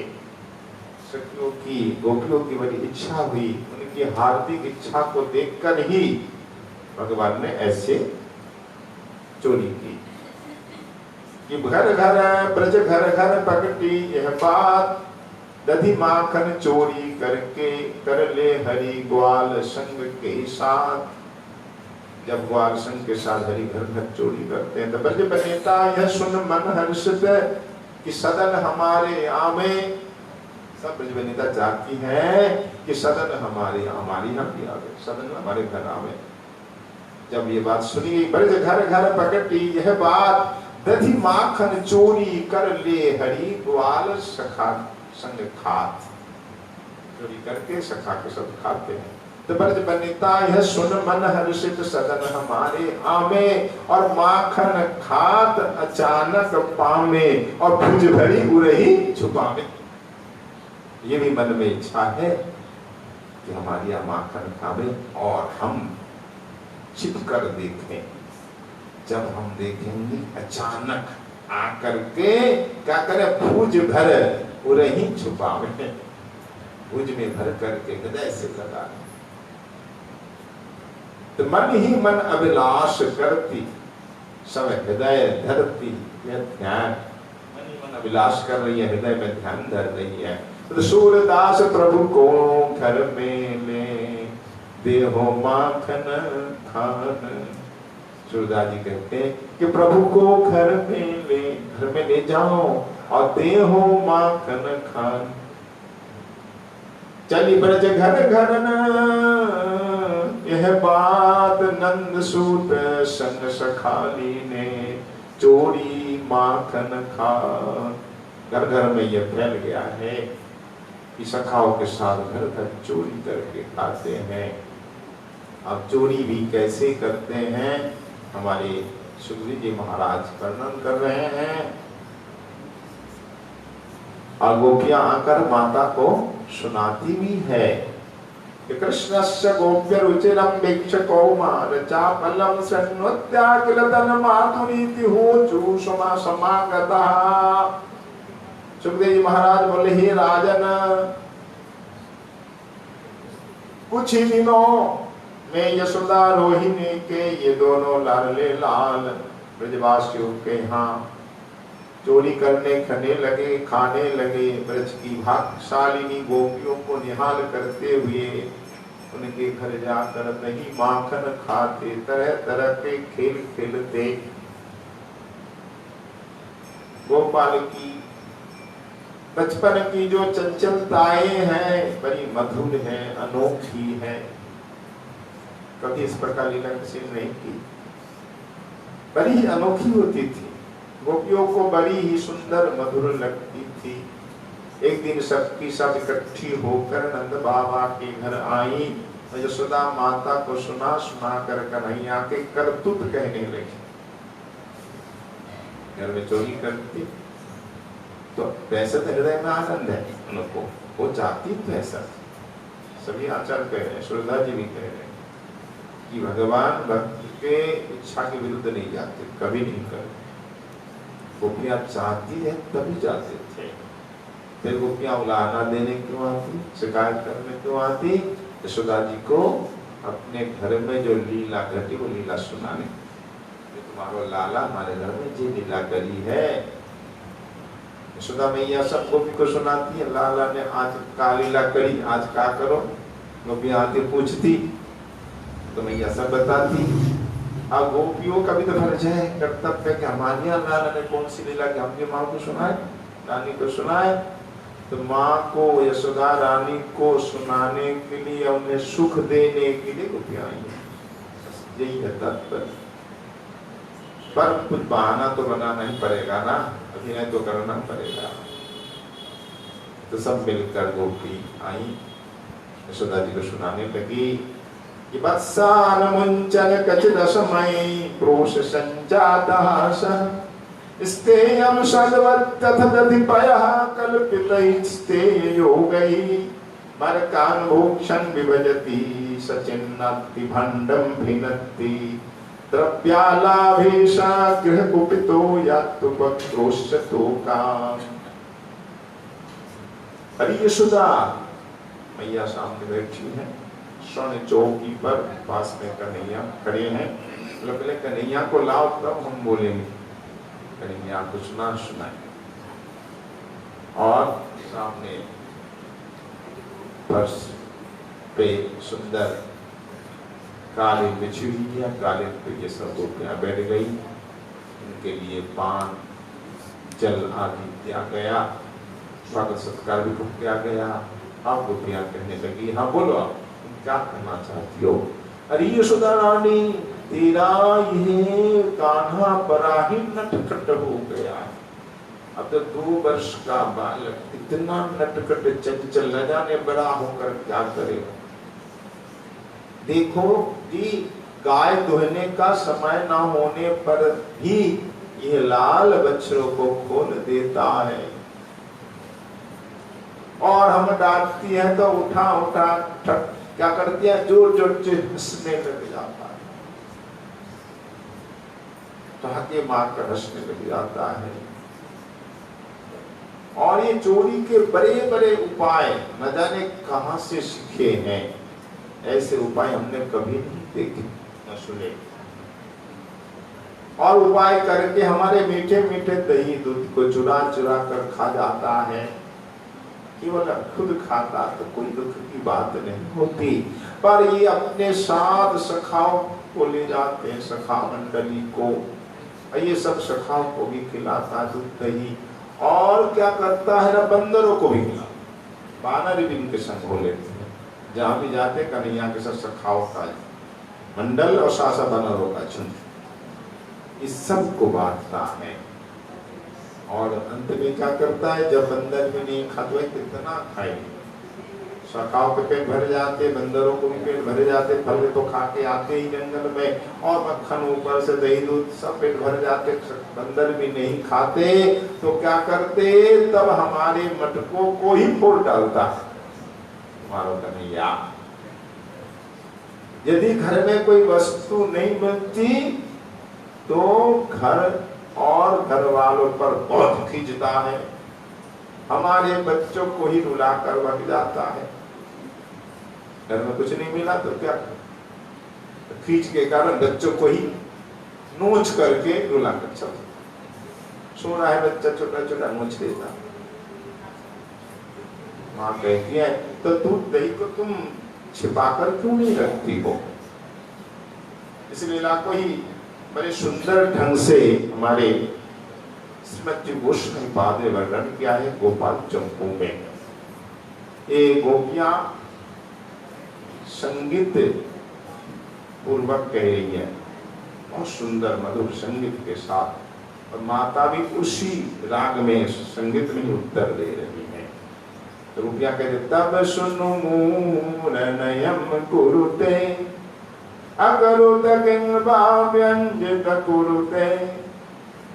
सखी तुम्हारा बालक बार बार हमारे यहाँ उत्पात कर रहा है, क्या कर रहा है बिना कारण बताओ ना। तुमंचति वत्सान भ्रामं भ्रामं साचिव्रं कुरुते कामं असमयमुजनम् असुखनिदानं कः किं कुरुते न यदि निदानम् बिना निदानं कुरुते स्वामिनी क्रोशं न किमिव कुरुषे भाविनी। तो पहली शिकायत है मुंचति वत्सा भ्रामं भ्रामं, अब का लाला घर घर घूम घूम करके बच्चों को खोल देता है। माता कहती है तो अच्छा ही तो करता है, फिर तुम्हारे नौकर की आवश्यकता नहीं होगी, दूध दोने के समय लाला ही बछड़े खोल देंगी। जो साचिप्तम कुरुते कामम, साचिप मतलब सचिव का काम, अपने वृत्त का काम गोपाल कर दिए तो अच्छा ही तो है। अरे नहीं रानी, असमय मोचनम असुख निधानम, असमय दूध दोहने का समय नहीं, उस समय खोल देता, अवचरा जाकर के दूध सब पिला पी लेता। तो भैया कहती है बालक नादान है, बच्चा है, जानता नहीं है, उसने देखा होगा बछड़ा खोलता है तो उसने खोल दिया है, तो तुम डांटना, भाई बालक तुम्हारा ही तो है, डांट देना। और बिना कारण तो कोई कुछ करता नहीं, ये भी बात है, कोई कारण तो जरूर होगा। कहती है नहीं स्वामिनी, बिना कारण ही इस प्रकार उत्पात मचाता है, तो क्रोशम न किन्हीं पर पुरुष ये भावे क्यों क्रोश नहीं कर रहा, क्रोध क्यों नहीं करती हो, डांट दो, मैं कुछ नहीं कहूंगी, बेटा तुम्हारा है। एक गोपी कहते डांटू, ओ तुम्हारो लाला ऐसा है कि उसकी चाल भी मोहिनी, बोल भी मोहिनी, चितवन मोहिनी, सब कुछ मोहिनी है। कि क्रोशे हसतु प्रहसति प्रत्युत सोयम तत्वावशय स्फुटमपि तोयम। देखो रानी, जब हम डांटती है ना, ऐसा खिलखिलाकर हंसता है, उसकी मुस्कान को देखकर हम भूल जाती है डांटना। आप किसी को डांटे आपको हंसे, कैसे डांट सकते, कोई बच्चा हो उसकी हंसी में भी मोहिनी शक्ति। तो मैया कहते कि हम क्या करें, फिर मारो का दोष है। अच्छा ऐसा करो, लाला को मुझे देख के वश में कर लो, तुम्हारे यहाँ दही दूध की कमी तो है ना, अरे नहीं तो छाछ पिला दिया करो, वश में कर लो। तू ये माने कहा कुछ नहीं है तो छाछ ही दो, दे करके वश में कर लो। और एक गोपी कहते अच्छा वो छाछ भी पीने वालों है, अतिस्तेयम परमेरुचितम, वो चोरी करता तो कौन सी वस्तु जो सबसे उत्तम है। भगवान चोरी करते सर्वोत्तम वस्तु की ही करते हैं। सर्वोत्तम हमारे मन है, हमारा मन से बढ़कर क्या है, मन की चोरी करके। तो सबसे बढ़िया मक्खन जहाँ रखा होता है ठाकुर की सेवा में, सेवा के लिए आप हमारे पतिदेव के लिए मक्खन चुराता है, स्वादिष्ट चोरी करके खाता है। अच्छा, मुझे तो विश्वास नहीं होता, मैया कहते उस बालक को कैसे मालूम यहाँ रखा है, परम स्वादिष्ट मक्खन ही है। तज्ञे भानम कथम समुचितम, कैसे कैसे संभव होगा। तो ये गोपियां कहती मैया तुम्हारो लाला सब जाने, यानी बालक है भले 2 साल को, पर बुद्धि ऐसी है कि बड़े बड़े बुजुर्ग भी पराजित हो जाए उनके सामने। तो ऐसा क्यों नहीं करती हो तुम, मक्खन मिश्री में दही दूध को सामने क्यों रखती हो, रख करके लोग को बढ़ाती हो, उसके ऊपर रखो ना छीके में, तो छीके में भी रखा हमने देखा है। तुम्हारे बालक के सामने सारे उपाय हमारे व्यर्थ हो रहे हैं, क्योंकि चोरी के उपाय में गुरु है, गुरु चोरों के गुरु। इसते उपाय गुरु रहे मखिले, यानी चोरी में ये गुरु है।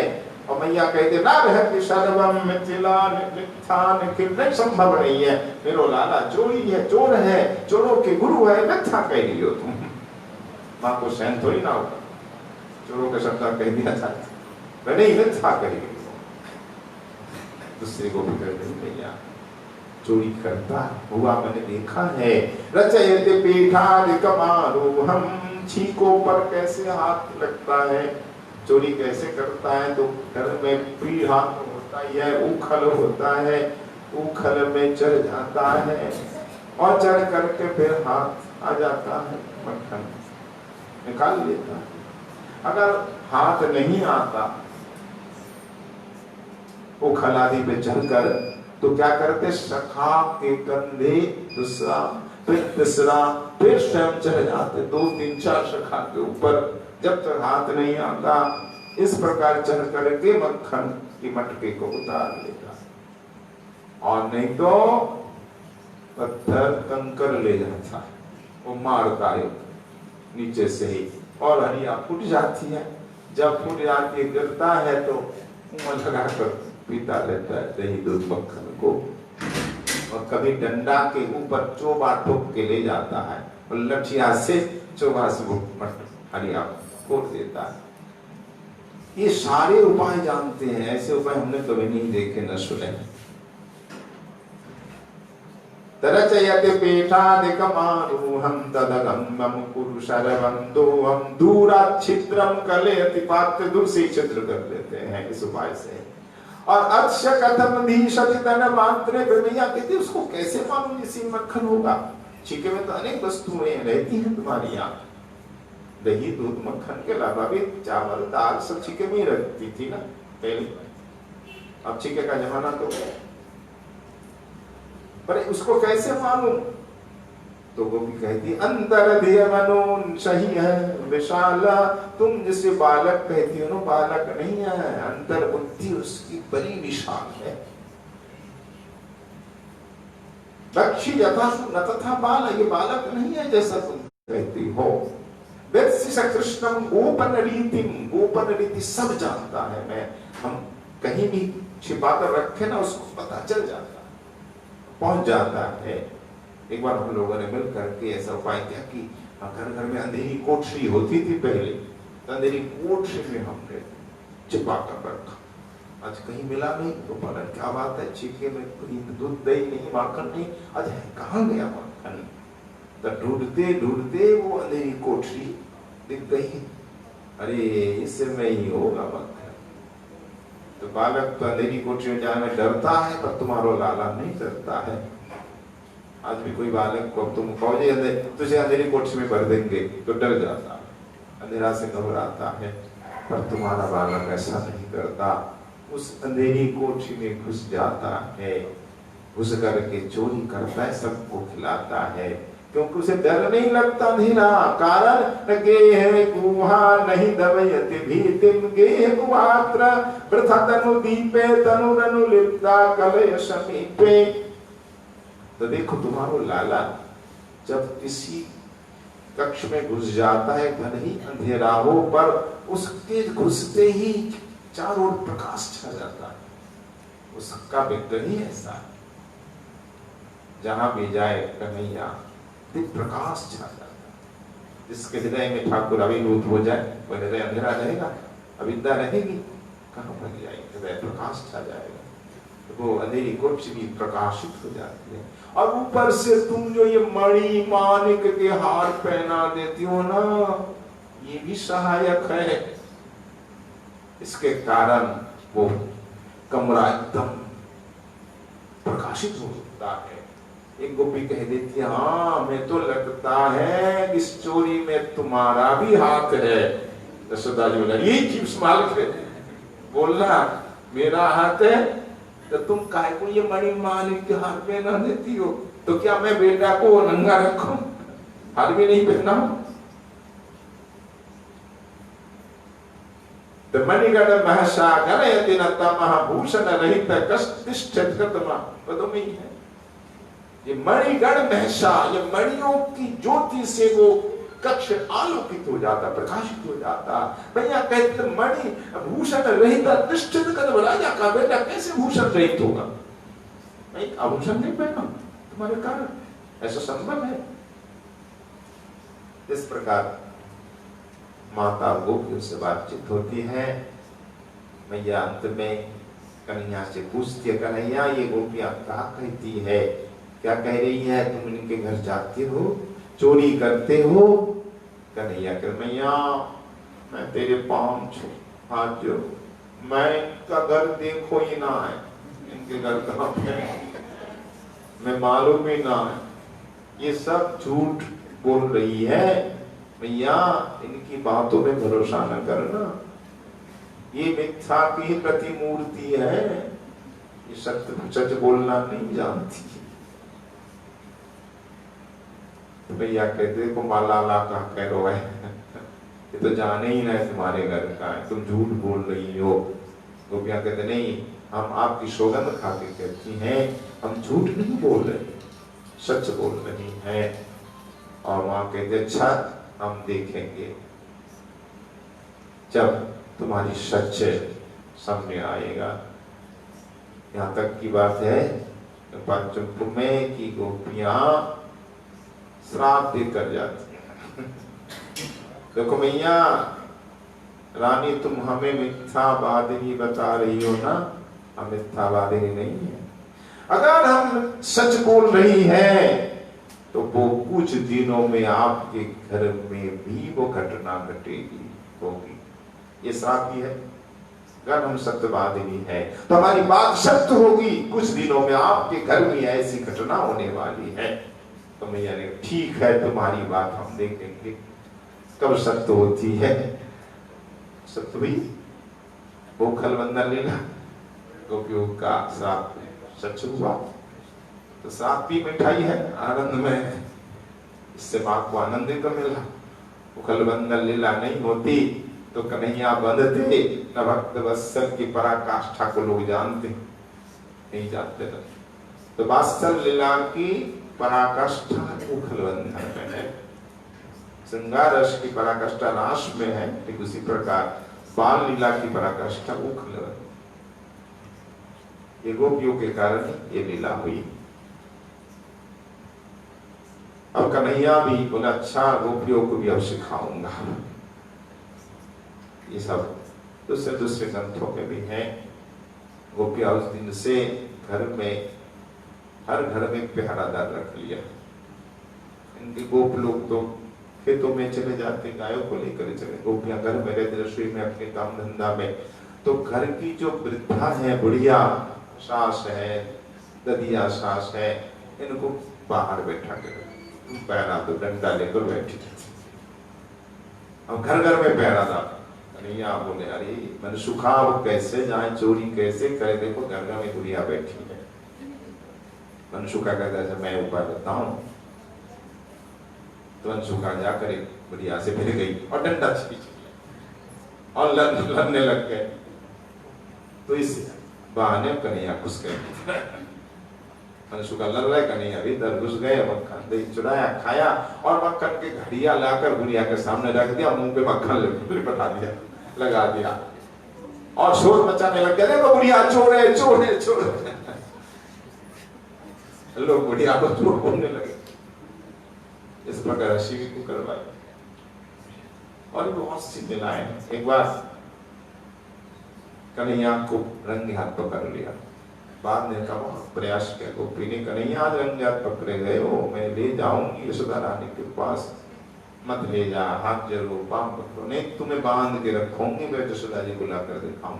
हाँ बांध दो, रस्सी लाई, बांधने की बहुत प्रयास कर बांधने का, मैया ही बांध सकती है, दूसरा नहीं बांध सकती। इतना प्रेम है कहाँ, बहुत प्रयास किया, नहीं बांध। कन्या कहता अरे तुम पे बंधना आता ही नहीं, मैं सिखा दूं, लो रस्सी दो, मोह दो, दे तेरे हाथ सामने ला। अरे तुम मुझे बांध रही हो, अरे बांध करके सिखा रहा हूं, फिर खोल दूंगा, फिर मुझे बांधना, ऐसे बांधते। तो दोनों हाथ को बांध दिया, एक छोर से दूसरी छोर एक खंभे बांध दिया और थक गया, ये पूरी उंगली दिखाकर। तो जब पति देव आई, क्या बात क्या हुआ, उनको बांधा किसने और को, उस नंद की छोरा ने। ऐसी भी लीला। एक बार गोपी ने पकड़ लिया, बोले आज कुछ नहीं सुनूंगी तुम्हारी बात, अब तुम्हें सीधी नंद रानी के पास ले जाऊं और लेके चल। कन्हैया बोला आज तो बहुत मुश्किल है, काम की हो जाए, उपाय साहब है इनके पास। जब ये राजपथ से जा रही थी गोपी नंद रानी के पास, गोपाल को पकड़ के और ग्रस्त हुई, आज तुम्हें रंगे हाथ पकड़ लिया, आज वो यशोदा रानी के पास ले जा रही हो, कैसे तुम बचोगे, कैसे बच निकलोगे। डरती हुई ग्रस्त हुई जा रही, सखा भी पीछे पीछे आ रहे। आज सखा सब उदास है, पर कन्हैया एक सखा को इशारा किया, आ गया और गोपी जो एक घूंघट लगा के जा रही ना, बहुत बड़ा घूंघट है, तो इशारा किया, उसने कुछ नहीं देखा, इशारा करके पास बुला लिया, फिर कहा गोपी से, अरे गोपी इतनी कठोरता से तुमने हाथ पकड़ा है, मेरा कोमल हाथ, देखो देखो मुरझा गया है, देखो दाग पड़ गया है, बहुत दर्द हो रहा है, गोपी तुम दाएं हाथ को छोड़ो, बाएं हाथ पकड़ लो। तो वास्तव में निशान पड़ गया, हो सकता है लगा हो, बच्चा ही तो है, कोमल है, दया आ गई, ठीक है तेरा बायां हाथ दे।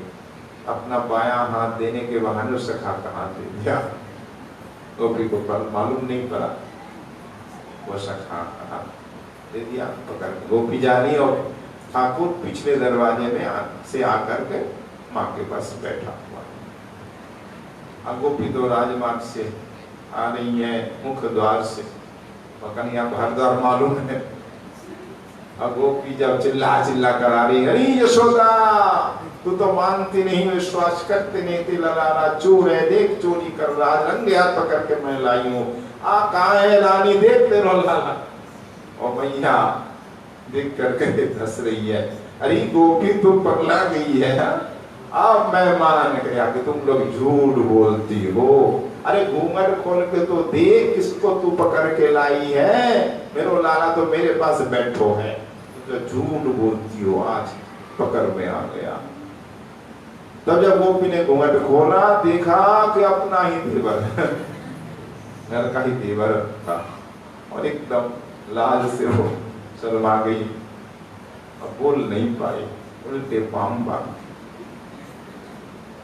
इस प्रकार गोपियों को भी मजा चखाया कन्हैया ने। एक आनंद दृश्य है ये बाल लीला की कुछ झांकियां हैं, और आगे की लीला फिर कल सुनेंगे। आगे की लीला वही लीला आएंगी, वो खलबंध लीला ही इसमें विश्राम होगा। इससे पूर्व वृद्धभक्षण लीला यानी पिट्टी खाएंगे गोपाल, इसके बाद ही उखलबंध लीला आएगी। इस प्रकार सुखदेव जी महाराज रस परिवेशन कर रहे हैं बाल लीला का। पुनः कल उन्हीं की कृपा और आपको शीघ्र से आस्वादन किया जाएगा। आज यहीं पे श्री बाल लीला आस्वादन का विश्राम होता है। बोलिए शिवा।